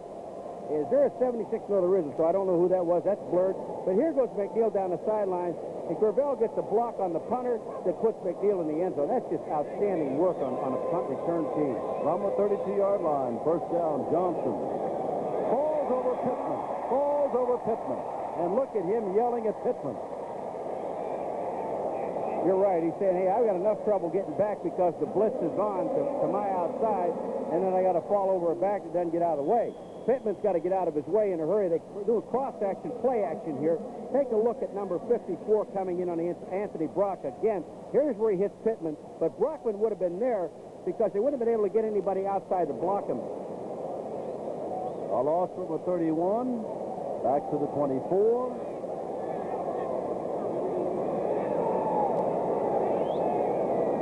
Johnson handing the ball off and giving it to his man Pittman, hoping that he can get some of them back, and he does, back to about the original line of scrimmage, where Diallo makes the stop again. Check that. I said Pittman, and that, well, it is Pittman. Fitzgerald was leading the way for him. Mickey Fitzgerald makes his first appearance, second-year man out of Virginia Tech. You know, people really don't understand that, and it's not an excuse by Pepper Rogers at all. When you lose a great running back like Ford, who was an integral part of their offense, it takes an awful lot out of your offense. And now you lose Walter Lewis. Now you lose Kelly, your backup. You're going to your third quarterback. Not a deep ball club. They've done a lot with what they've done. And look out, there's Peyton again. That's his second of the night, 17 and a half on the year. And they'll have to kick the ball away again. Well, nobody blocked Caton, and is that McKinley again on the outside? It certainly is. Watch Caton just run right by him. Johnson drops back, never steps up. McKinley can only do so much to force a man to the outside, but Caton cut it back to the inside and made the sack. Guess who's standing back on the 30-yard line? He had a break. He's all rested. McNeil. And Partridge knows that he wants to get that ball up this time if he can, and does, but very short. And fair catch called for. Now McNeil's probably upset that he called for a fair catch. Ball is about the 47-yard line. Houston's got the lead, and they get the ball back. 3 days of coverage of the Canadian Open. John Cook, the defending champion. We look forward to that on ESPN. First down, Houston. They've got the ball on their own 46. As of today, if you've seen it, Philadelphia, the top-rated passer, he's going to win the championship. Stout of Birmingham rested yesterday. Kelly has got all the records, but he's only third on the rating system. The receivers, well, you know who they are. Johnson and Sanders, look at that. Johnson, no one has ever caught more in the pros, and no rookie's ever caught more than Sanders in his rookie season. And now Dillon is back as Kelly just started, and that was about all. Johnson, the man in motion. Dillon hands off, so this may be it. This is very close for Todd Fowler. Maybe on the 1,000-yard mark. Very close for Fowler to get that 1,000-yard mark. Been coming in for the injured Sam Harrell some games ago. Kelly played one series of downs. He didn't move the ball. They took him out. Just to get the field. See Kelly on the sidelines. He's directing traffic. That's it. He did it. Just made the announcement.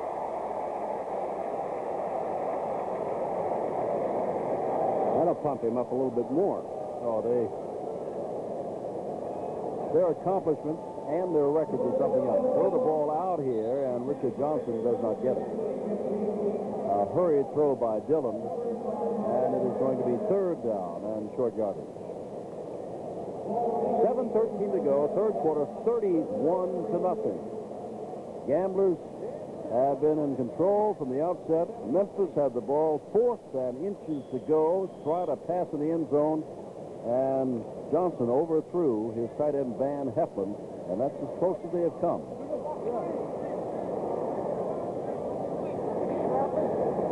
Burdan wide to the left, Mosier to the right, and of course with a two slot back, that's Sanders in motion. Dillon hands off to Fowler, and Fowler's got the first down. Inside the 45-yard line, hanging on is Jimmy Walker, number 93. And Pepper is not a happy man. Can't be. 31-0. You know, it's bad enough to get beaten. It's bad enough to get beaten badly, but when you don't have any ammunition to fire back with to speak of, it's just frustrating. They really have, 73 yards in total offense. We're more than halfway through the third period. And, again, Houston's going to score 30-some points. What you have to do is try to outscore them.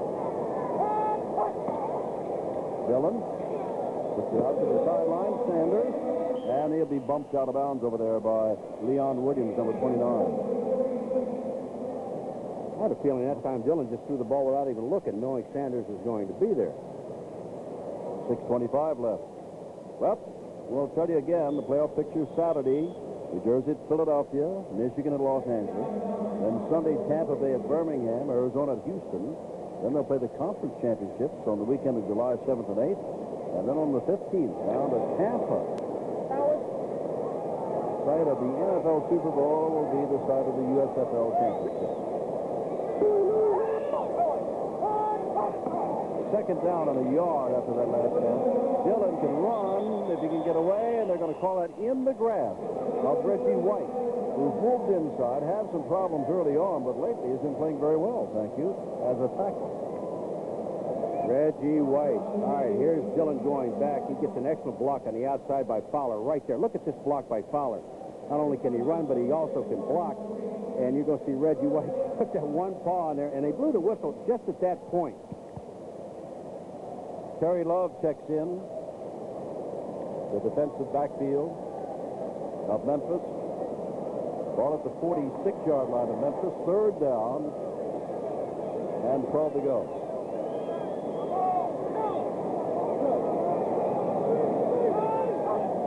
Johnson in motion. Dillon gets it over there again, only this time to Burdan. Burdan does not get the first down, gets to the 40-yard line, and you can see Leon Williams there with Mike Whittington putting him down. And it is fourth down, and Memphis is going to get the ball back again. A noticeable difference, excuse me, Paul, when Jim Kelly is not in there. Dillon had early success, but none lately. Well, I'm going to tell you something. Memphis just went up and put their punt return team on, and Dillon's coming back on. They're going to go with their offense on fourth down and 7. You think they have a little confidence in their own defense? Well, the one thing is that Memphis, you wait until they put the punt team on. Then you put your punt return team on. They've made the adjustment. Hardy's group is putting on a show going on fourth down. But it does not work. Johnson cannot hold on to the ball. And Memphis takes over. 4:57 to go, third quarter. 31-0. The Gamblers. All those points after touchdown. And we'll have a discussion here. Here's Johnson throwing because I received word that is updated, and yet I heard that he only needed 2 points to take over the scoring leadership here in the second half. And according to that graphic, he needs a lot more than that. So we'll check on it for you. Let's see, in the first half, Tony had 1, 2, 5, 6 points. And he just added another 7 points. That'd be 124 he now has.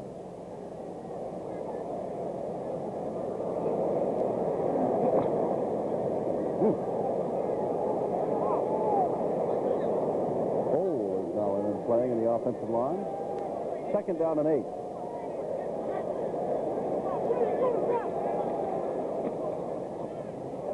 And there's Reed, and Reed has his best run of the night and picks up a first down and moves into Houston territory with Eason making the stop. It's something when a ball game is 31-0, and you're holding your time trying to figure out who's going to get 1,000 yards. The others are going to get another 300-yard gain tonight.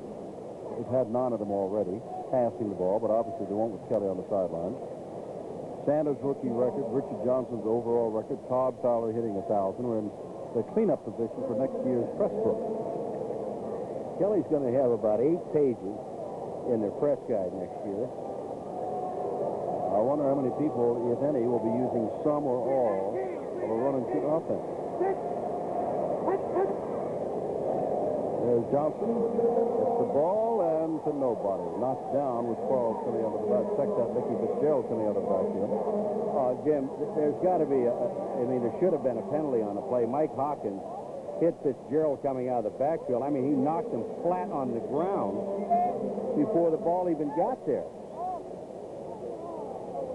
Again, we must report the rumors all over Denver and all over Houston that Mouse Davis, the man who put in this run and shoot offense, maybe the next head coach of Denver. As of last report, Greg Morton, unavailable for comment, is still the head coach. That's Mouse Davis. Former head coach of Portland State, sent 14 players to the NFL. Second down. Here is Derek Crawford has no chance at all. Hollis Hall puts him down. They had that play read from the time that Reed started to his right. Derek Crawford said, wait a minute, there's too many people, too many black shirts back here. You're going to see Hollis Hall in the picture. And when this pitch back here, there's Hollis Hall along with Lloyd Lewis, who is a defensive end. That is a loss back to the 35-yard line. And it is third down and 31 to go. The score is 31-0. 3 minutes, 20 seconds to go, third quarter.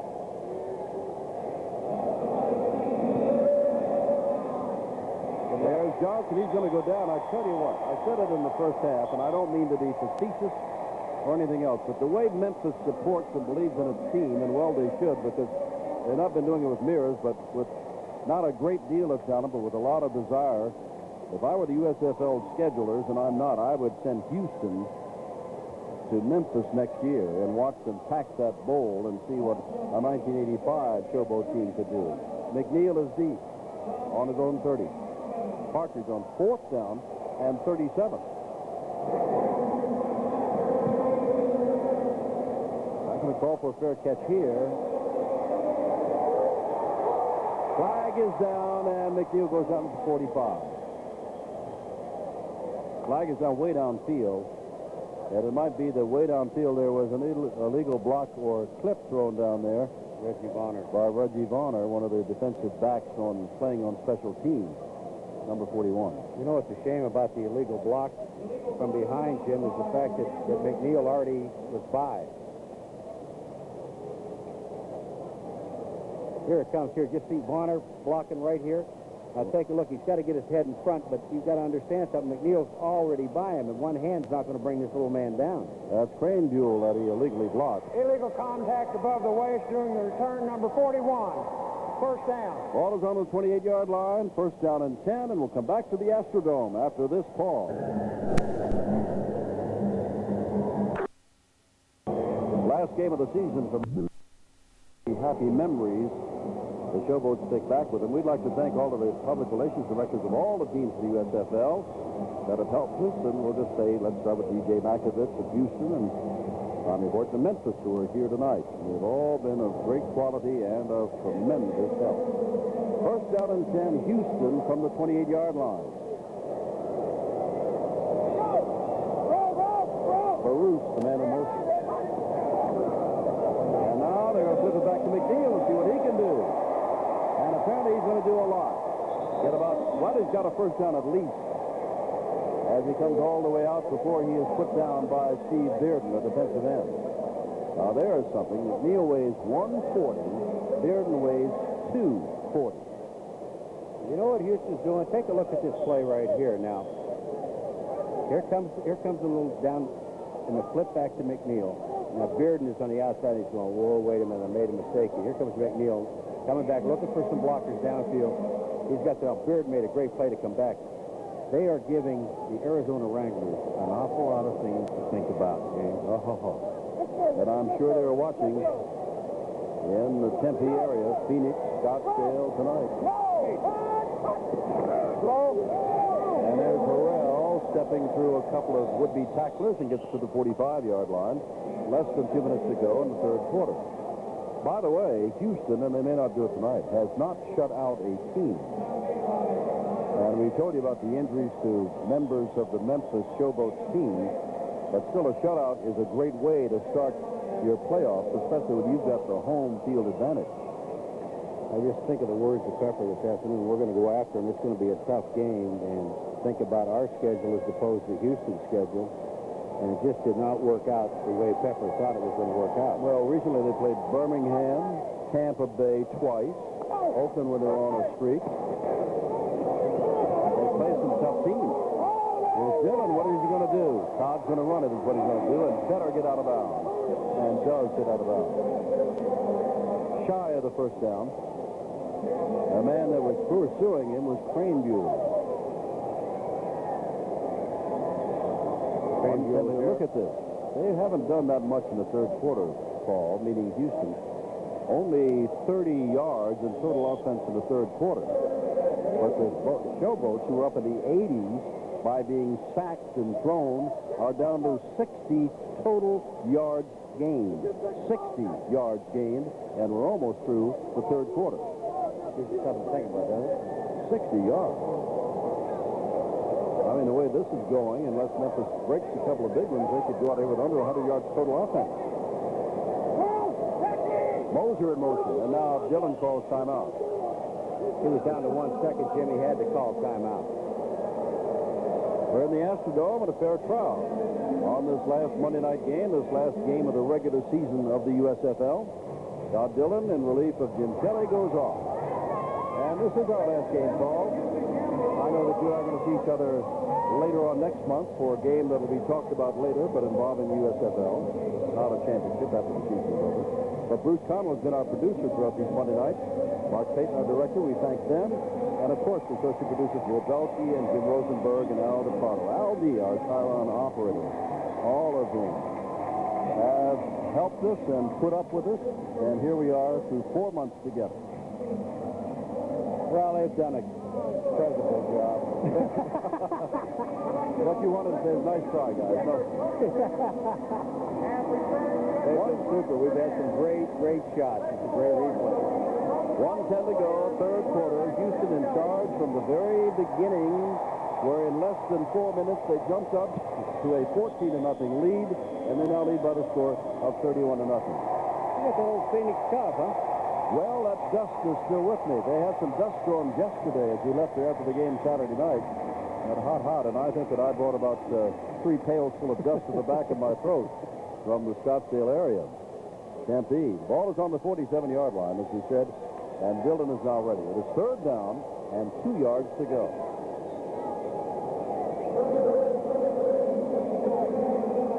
Moser in motion. Dillon going to throw, and the ball was deflected. Ball was deflected upfield. It was intended for Verdun, but it's deflected by a linebacker dropping off. Looked like Steve Hammond from where I was, and Dillon goes out, and they'll have to kick the ball away. Ball game was all Houston, and then they yanked Jim Kelly, put him on 1 series in the second half. Once Todd Fowler got his 1,000 yards, they took him out, and the ball game has slowed in terms of Houston dominance. Reggie Sandilands is the man beat. Not Damlin. Look out. He gets the ball away. Sandilands takes it to 15. Gets away from one man, and then Hawkins will drive him out of bounds. Andy Hawkins at the 25-yard line. And it'll be first and 10. Now, here's how they're going to play, as we said. New Jersey gets Philadelphia, and Tampa Bay gets Birmingham on Saturday. Then Michigan and Los Angeles. I should say the winners advance on to play on July the 7th for their Saturday games. On Sunday, Michigan, Los Angeles, and Arizona's here in Houston. And they go on to play the following Sunday on the 8th of July. And then 2 weeks from Sunday, on the 15th, they go ahead and play the big one down in Tampa. Everybody's guessing who's going to make it and who's going to win it. There is Reed, and Reed's not going to get too far. They'll keep the clock running. Jim, we got to thank, not only we thank the PR people, there's Jack Pardee, the coaching staff, Pepper Rogers, all the coaches throughout the United States Football League. And the one thing that they have done so much for us this year is the cooperation. We have had meetings at ESPN with the coaches the day before the game with the home team and the day of the game with the visiting team. They have given us so much cooperation. They are responsible for some of the pictures that we see because they help us offensively and defensively. And now, that ball gets deflected away. Intended for Sandlins as it was. And very quickly it is third down. Well, I know that a lot of people say, yes, we know. We're enjoying the games. You don't have to thank everybody. Well, we feel as though we have to. And thus far, we've not thanked one huge group. And I'll put them all together. We just call them the technicians, without whom nothing works. You don't see the picture. You don't hear us. The technicians everywhere. Thank you. It is third down and 7. 17 seconds left in the third quarter of this final regular season game of the USFL. 31-0, Houston.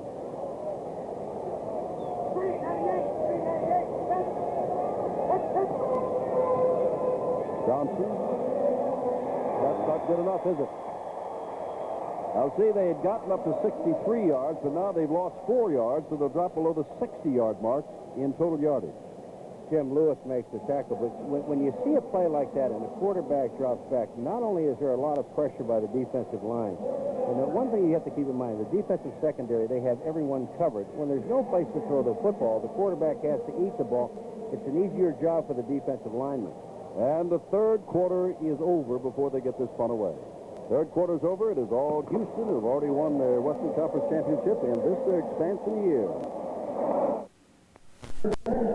Jim Simpson, Paul McGuire, we begin the final quarter again for this year as Partridge punts the ball. And fair catch called for by McNeil. He takes it about the 44-yard line. And it'll be first down the Gamblers. Third quarter went by in a hurry. Here's a cumulative statistical information. Well, you don't have to be brilliant football mind to understand when you only gain 15 yards passing, 42 running, 291 to 57.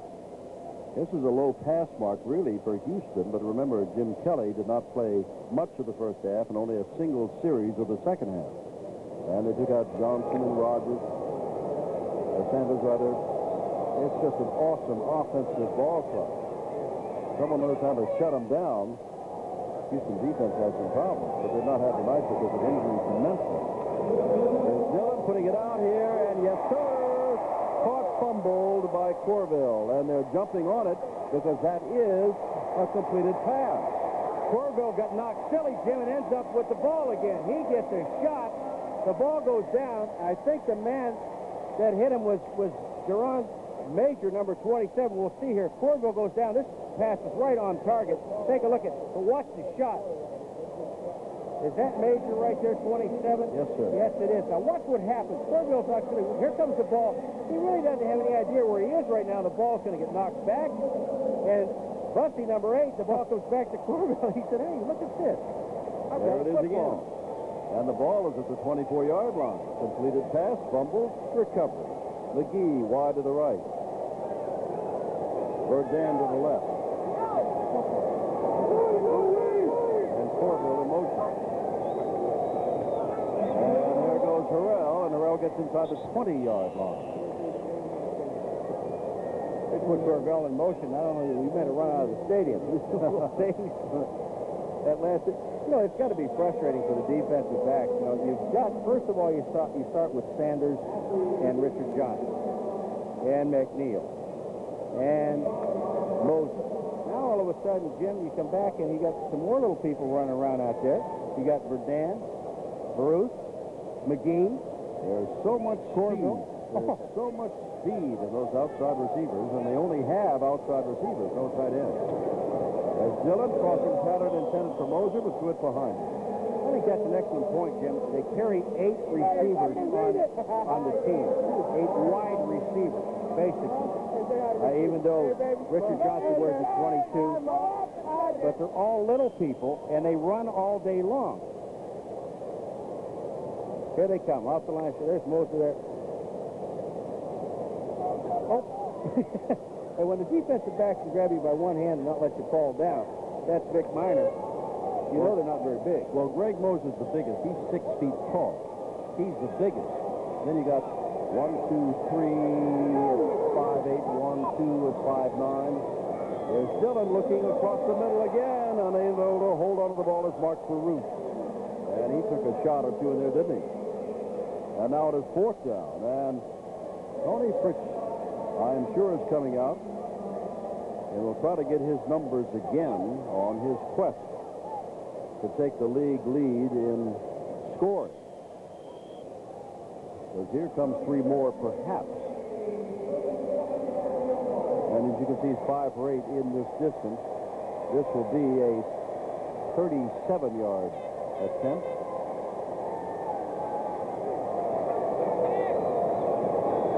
And 37 yards out, he measures it, and he has it. Tony Fritz, 37 yards out. Makes it 34-0 Houston, 4th and 28 points. And for those 3, Tony Fritz has now come to 127 in a tie with Stroud of Philadelphia, number 6er. And there's the kick. And here's Pittman, not going very far. Downfield very quickly is Anthony Brock, the linebacker. And things just get worse for the battered Memphis. Jack Pardee can enjoy this, but then once this is over, his old mentor George Allen comes to town to play here in the Astrodome with the Arizona Wranglers next Sunday. Pardee has had rather good success with Allen as head-to-head coaches. Okay, that's encouraging. Way to go out there. 1st down. Mike Kelly played much of the first half. Took a shot to the ribs, came back, went out, and Johnson's in there since. That's Alan Reed, and Reed gets out near the 20-yard line, and that is about all, as he was put down there by Ricky Young, reserve middle linebacker. Now, this is a good-looking play that they run. They haven't had that much success with it tonight, but it is a good-looking run. I know they had some success with it at Birmingham. What Johnson does is he rolls to his left, but he throws the ball back to Reed, who runs behind him into the hole. And what that does, if the linebackers are keying quarterback, that takes them out of the middle. It could open it up. I may give you one of the biggest challenges of this season, which tonight is in its final game. Shoot it at. All right, 2nd down and 8 after this. That is Shirk in motion. Johnson back to throw, and then it's taken by Derek Crawford. And Crawford, and they're going to call out a late hit. Call out a late hit on Lee Wilson. All right, I'll give you your big challenge. Okay. We still have to pick the Menon MVP, the $1,000 from the Menon Company to the College or University's choice of the Menon MVP. With the way things have been spread around tonight, think about that. We don't have that long. Well, we've got almost a full quarter to go. Memphis, Showboats, Dreamboat. They got a standing ovation from the visiting crowd, from the home crowd, or a visiting cheerleader. And I think most of them went to Memphis State, so that might be a good idea. Yeah. Personal foul, unnecessary roughness, number 28, 1st down. Moves the ball across the 40-yard line, just across the 41. 34-0, 4th quarter. And Memphis with the 1st down. That's one thing Jim Kelly's learned. Praise those offensive linemen. Take them to dinner, do anything. Keep them off your back. Johnson gets the ball and overthrows. Coming out of the backfield, Alan Reed, covered there by Ricky Young, the linebacker. Tim, not only is Ken Johnson running for his life, but he has no receivers that are open. They've got receivers running 2 people in the same area. I looked at Gary Shirk is out in a pattern with Sandelin.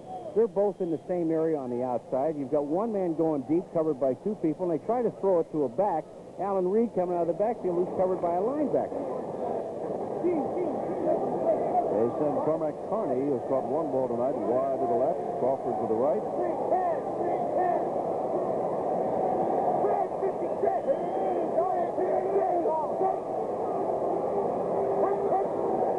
Johnson. The ball across the middle, and Carney holds on to it. And then goes down inside the 40-yard line. And that'll up their total yardage something, at least into the 70s, and perhaps the low 80s. It has been a frustrating night. It's been so long since Carney has had the football in his hand. Watch how nice that Johnson lays this ball out in front of him, though. Carmack Carney's coming across the middle. He has some people, he has a person on him. And who is that? Lewis, number 24. Yeah, Will Lewis. But Carney hangs on to the football, and then he wants to keep going his legs. Hey, what do they call that? Going downstairs? Running down the cellar stairs. First down from a 37-yard line. And there's Reed showing some speed till he runs into a brick wall. Hosea Taylor puts him down at the 35. A word about Pepper Rogers. I reported a week or so ago, Paul, from Memphis, that the Washington Post had a big story, and I'm sure the folks in Memphis know it, that Pepper Rogers is operating on a handshake, and there's been some conjecture whether or not he will come back next year. But it was nice to see a man that I did not know lived in Memphis write a story to the paper about him, saying he's done a great coaching job, should be coach of the year. Tommy Prothro, former professional coach and coach at UCLA. And this Rams coach. Second down and 8 to go. He gets the ball up, but for whom? No one, except maybe it's the sideline cameraman over there. And it is third down and 8. Nearest man to was Gary Shirk, but the ball was well out of bounds. No, I didn't know that Tommy Prothro, not only did he do a nice thing for Pepper, but had moved back to Memphis, Tennessee. You're a deal, all 140 pounds of it. All that speed. That's Dan alongside. They're having a good time. It's really nice when you win. You don't want to go to the other bench in Memphis, and they're just trying to get some oxygen.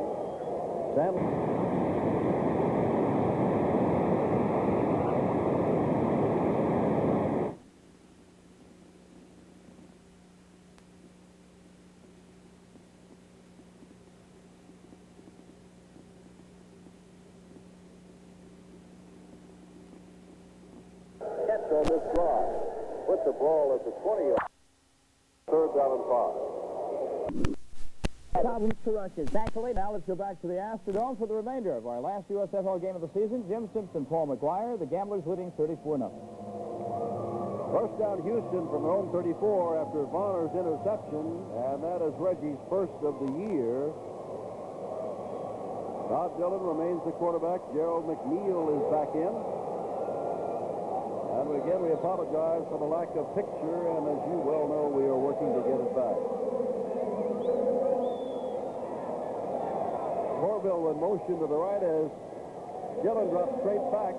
Now he's got nobody in front of him. Comes up to the line of scrimmage, across the line of scrimmage, across the 40-yard line, the 45, and out of bounds near midfield. Where it's another first down, Houston. With 6:34 to go, and they've got better than 3 times the total offense of the Memphis Showboats. Are showing 113 on the board. Total offense.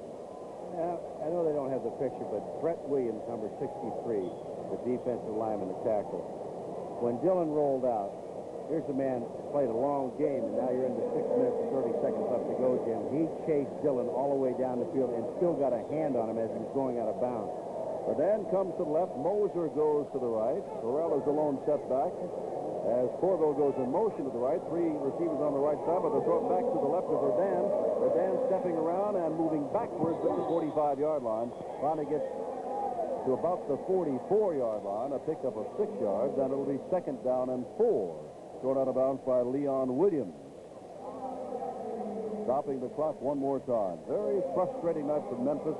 Very heartwarming night for the Gamblers. And let me just say something here. You're wondering, Houston, 34-0, 6:27 left to play in the fourth quarter. They're throwing the football. Folks, this is what they do. They throw the football.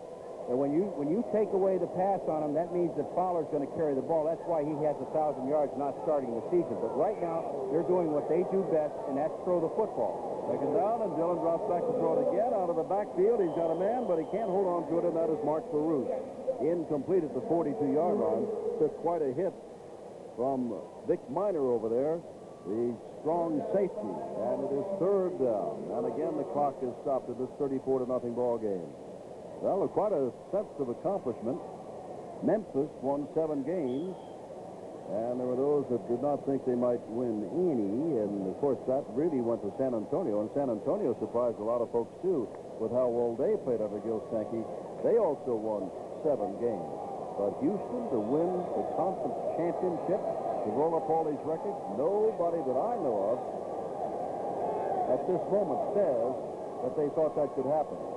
And now, Corbell carrying the ball to the right. Now reverses the field back to the left. Gets the block at the 40. Gets inside the 35-yard line. Put down at the 33-yard line with Leon Williams again making the stop. That's another first down for the Houston Gamblers. I'm laughing. They are so fast, all the little people, the Mouseketeers, they are so fast that, when you think you have a shot at them, and again, the defense, they've been on the field a long time. Houston, they've played just about everyone on their offense, including their backup linemen. All their 4 starting receivers, while Moses coming back in now, but have been on the bench most of the second half. Ball on the 34-yard line, first down. Again, Verdun wide to the right. Moser coming in motion to the left. Dillon rolling right. Throwing it, and nobody's there, and he overthrows his one man who was there. And that was Verdun. Don Fowler is at the 1,000-yard mark tonight. Scored 2 touchdowns tonight. And he didn't start for the first 7 or 8 ball games because Harrell was doing so well. I remember, I go back to the Denver game that played Houston. They figured that what they're going to do with them is they're going to play 5 linebackers, no down linemen, and 6 defensive back and shut down the passing. And that's something I was talking about earlier. They did that. Yes, they did. Fowler gained 200 and some yards rushing. 108. That's all. And now we got Corbell in motion to the right on second down 10. The ball is handed off to Harrell, who starts up the middle and does not get too far up the middle. Fine job done in the middle. And we cannot see the man who did it. It looks as though it might have been Steve Hammond along with Brett Williams. But in any event, give him only a gain of a couple of yards. We're getting near the 5-minute mark. And, of course, Houston will let this run down as far as they can. Do you think they know that Tony Fritzen only needs 2 more points to take the lead? And maybe they will run another play here, and they're right in the middle of the field goal. Let him go ahead and get ahead of Herschel Walker with a scoring championship. Third down from the 32-yard line. And here's Dillon going out to the right, and he is forced down and knocked down on a good play by Reggie White. One of the few bright spots tonight for the Memphis Showboats, and he is the rookie, as you well know. 4:43 to go. All right, Dillon's going to go out, and he's trying to just hit that short pass. But Reggie White, there was a deal on the inside. He came from the tackle back to the outside, got and also got kicked in the head by McLean. Fourth down, and again, Paul, they are leaving their quarterback, Todd Dillon. Well, this time, Memphis does not get his punt return team in. They waited to see, and Dillon's going to stand on fourth down. Well, this would be a 52 or 53-yard field. They're not going to go for that. They've got 3 wide receivers to the left and sending Corbell out to the right in motion. Dillon back to throw. Dillon looking deep. Dillon throwing deep, and the ball is caught. It's a first down, and that is Gerald McNeil. And Barney Bussey is furious that he made the catch on him. Moved the sticks inside the 20-yard line. And less than 4 minutes left. Gary Argovich looking on, but I'll tell you, watch Dillon fire this ball to McNeil. He has to, because Barney Bussey is there. He fires the ball and hits Gerald McNeil right in the chest with the ball. That's an excellent pass. Bussey, you're absolutely right, is totally furious with himself. Well, I apologize. I've been doing my old radio style here, and we have our pictures back, so we'll just slow it down to normal, okay? From inside the 20-yard line. And there's Harrell going straight ahead. Not for much, is it? And as he gets up there, we can see that again. Brett Williams is in on the tackle, and Jimmy Walker and Mike Whittington. 34-0 and an awesome display. And I say that because the Gamblers are almost at the 400-yard mark in offense. About 20 yards to go. They're not playing Jim Kelly most of the time. The defense is so tired. Look at the guys. They are just beat. They've been out there an awful long That's time. Reggie White down on one knee playing that defensive tackle. Now they brought him off the line. They'll run a stunt again. And here's Harrell straight up the middle, and Harrell gets down to about the 10-yard line and may have the first down, although I think they're going to mark it at the 11, which will make it third down and short. Jim Kelly along the sideline. He threw another touchdown pass tonight. He got him up 17-0 in a hurry. That's Mouse Davis, the offensive coordinator. 2.5 minutes to go. And I think you know that Memphis is going to wind up this season with a record of 7-11, whereas Houston is going to be 13-5, winners of the Western Conference, and nearly every offensive record in the book for passing and catching the ball in the history of professional football. There's Dillon, who's going to throw it out there, and he throws it beyond his intended receiver, and that is Verdun again, taking a dive inside the 10-yard line. And here comes the fourth, and here comes Tony Fritz. Here comes Tony Fritz. And this will take us, Fitz had the scoring lead right here, and will take us right down to the 2-minute warning. Tony Fritz has got to make a little bit of pressure on him here, but Tony's been around for 13 years in the NFL and USFL, should be ready for this. They should nudge him ahead, if he makes it, of everybody, and this is the last game, and he's never missed at this distance, so it's ripe, isn't it? 29 yards to take the scoring lead.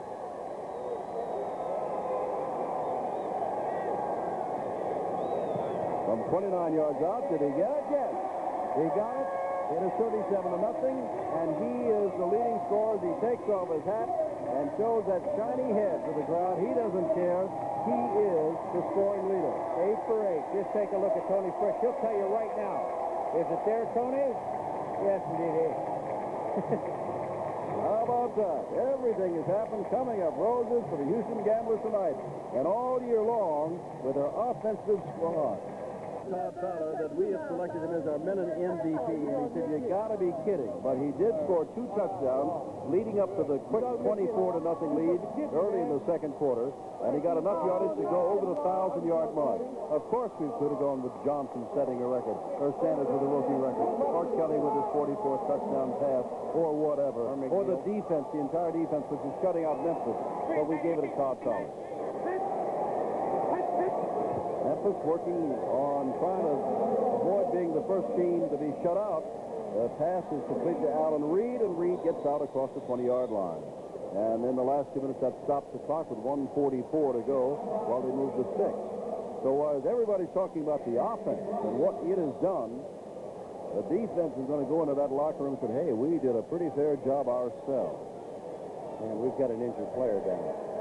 And we'll take time out. It looks like Brock is down. Anthony Brock is up and walking off the field. The ball at the 22, 1:44. Houston. And why is it I'm back? Bill Moore. A week ago tonight, there was a faulty truck lurch with a slipped clutch, and he fell off, and the camera fell on top of him, and that's why he's got a T-shirt that says I'm back. And the fans know what happened, and they like that. Here's Johnson throwing to Allen Reed, and Reed gets across the 30-yard line and across the 35 to about the 40-yard line, and they'll stop the clock again, and that defense is beginning to give a little bit. Still a long way to go, but what a matter of pride it is for the Houston defense to shut them out, or, for that matter, the Memphis offense, operating as they are in a 37-0 game, to put something together, if only in the last minute and a half. Memphis, they're going back into the huddle, even though the clock stops on a first down. They're going into the huddle and using up all the time. There's Johnson. Puts it out here, and that's almost intercepted, but both men were out of bounds, including Allen Reed, the defender receiver, and Lee Wilson, the defender on the play. Well, I got to be honest with you, this is not what Pepper Rogers expected, even though he is quick to point out that Walter Lewis is not here, and he lost Mike Kelly, did not put him back in. Glenn Ford, his top tailback, is not here, and he wasn't going with his full arsenal. But then again, who has stopped Houston this year? Jack Party's team has had a great team here offensively and on the scoreboard. And now on a foot race down the sidelines, and that ball is caught. That's Sandlin at the 18-yard line, and with 1:07 to go, maybe the Showboats will get on the scoreboard and deny Gamblers at least Watch where Ken Johnson throws this ball. Now, downfield, it's right there. Sandlin catches the football. Bonner tries to come over and help out. Mike Dunn, number 33, is the defensive back that's back there, but Sandlin, that ball was put right on target. Ball is at the 18-yard line. They've taken timeout with 1:07 to go, and the Showboats hope to score at least once in this ball game. Jersey, Philadelphia, who do you say? Philadelphia. Michigan, Los Angeles. Arizona, Houston. Houston. I'll check with you long after next week and see whether or not you're right. If you had to pick one team for the champion, who would you pick? I'm supposed to get mad at me, all the other teams, but I'm going to pick Birmingham. Okay. There's Johnson. Memphis trying to score. Now he's going to put it up and for no one, as he's being pursued back there. On a good job, Johnson got rid of the ball, as leveling on him was Joe Buck, an offensive center who is playing some defense. If the numbers out there are correct. 59 seconds to go. Now Davis. He still has to go and help this team, and there's some around here saying, we're not going to let Mouse get away. All these rumors about him going to Denver someplace else. We're going to make it worth the while to stay here. Well, we'll find out as time goes on. Great position to be in, Albert, and he deserves it with what he's done with his offense. That's his offense that's out there. And Johnson being pursued again. And puts the ball up, and right in the middle of everywhere is Mickey Fitzgerald, and he is going to be wrestled down at the 8-yard line with 48 seconds to go.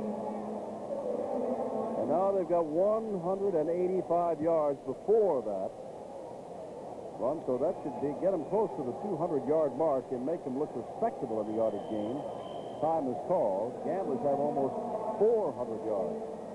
But remember, this drive began back on the 10-yard line, so much of their yardage is taking place in the last 2 minutes, moving from the 10-yard line down inside the 10-yard line of Houston. Well, I guess if you're talking about this season, you start out with the defending champions. Michigan, pretty good start. Big disappointment in recent weeks of Michigan. You start out with offense, you got to talk about the Houston Gamblers. Talk about the best defense, at least in the rating system in the league this year. No surprise, George Allen. Talk about new men in the league. How about Jim Kelly? How about Steve Young? Talk about old veterans coming in the league and what they've done. How about Joe Cribb? How about Chip Stout? I think the biggest difference in the USFL from 1 year, the first year to the second year now, has been the quarterbacks, the young quarterbacks that came in the league, and some of the veterans that came over. You know, Cliff Stout did not look very good at the beginning of the season. Came on to be the number 2 rated quarterback. Chuck Bucina had a great year. When you look at Kelly and Young and some of the other players around the league, the quarterbacking has improved so very, very much. And remember, it's only 2 years in the league. And I'm making excuses, but we're just saying one thing. Imagine how good the football will be next year.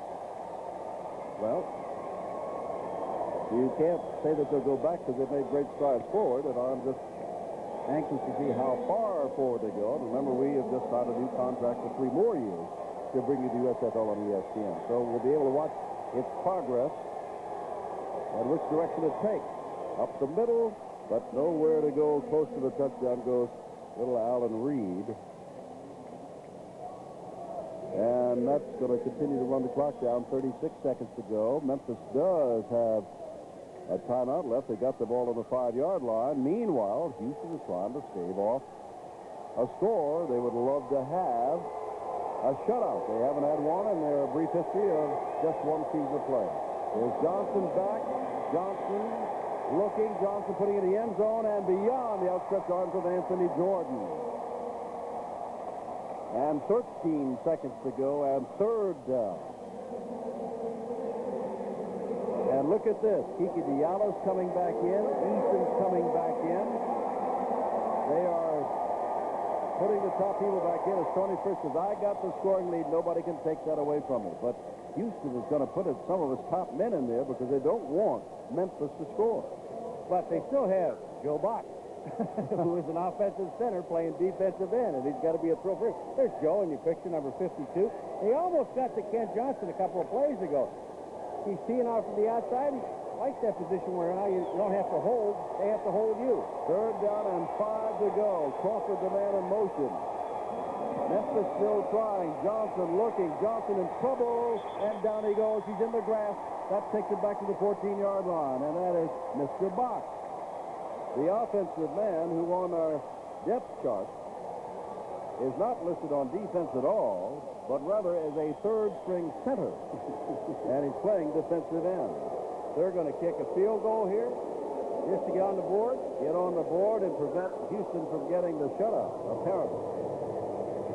You watch that defensive line and linebackers come.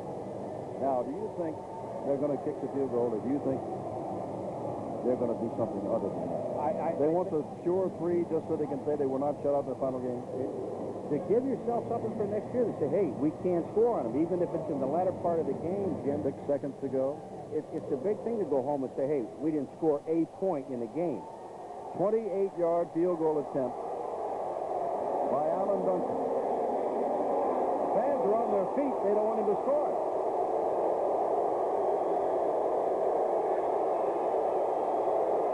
28 yards out. The ball is good. And they're on the scoreboard with 2 seconds to go. And the fans don't like it a bit. Houston is denied their shutout. But remember, Memphis down 37-0 took this ball at their own 10-yard line and drove it all the way to the 5-yard line before they kicked the 28-yard field goal. Yeah, but what? It doesn't count. It counts that they picked up the yardage and they got themselves close to 200 yards in total offense. But you still, Houston again had a lot of people defensively out of there. And again, as Paul and I take leave for, until after the first of the year, next 1985. This is what's coming up this coming weekend in the playoffs. It's all set. New Jersey, which has beaten Philadelphia twice, will play them again this weekend on Saturday. Tampa Bay and Birmingham, which split in the regular season, play each other again this weekend on Saturday. I should say that's on Sunday. Michigan and Los Angeles play each other on Saturday. And Arizona gets Houston, and they have played each other once before. And it was here in the Astrodome, and Houston won that ball game 37-24. And then thereafter, you'll have your conference championships, and then on the 15th, you will have the championship of the USFL, Michigan, the defending champion. It's been fun for us. Tonight has not been much fun for Memphis. It's been great fun for Houston. And we're just 2 seconds away from saying that's it for ESPN and the USFL in its 2nd year. Almost like approaching New Year's Day, isn't it? The ball is still up for grabs, and out of bounds is the half, and the game are over. Houston has won at 37-0, all kinds of records. Cardano 2 touchdowns, and he got the 1,000 yards. He's our man in MVP. Well, this team is awesome, and when you take out your number 1 quarterback, all 4 of your number 1 or first team receivers, it's awesome. Well, Jim Simpson with Paul McGuire. It's been fun in our 2nd year, and our final game on the final day. Houston beats Memphis 37-3. And now let's check in again with Tom Meade.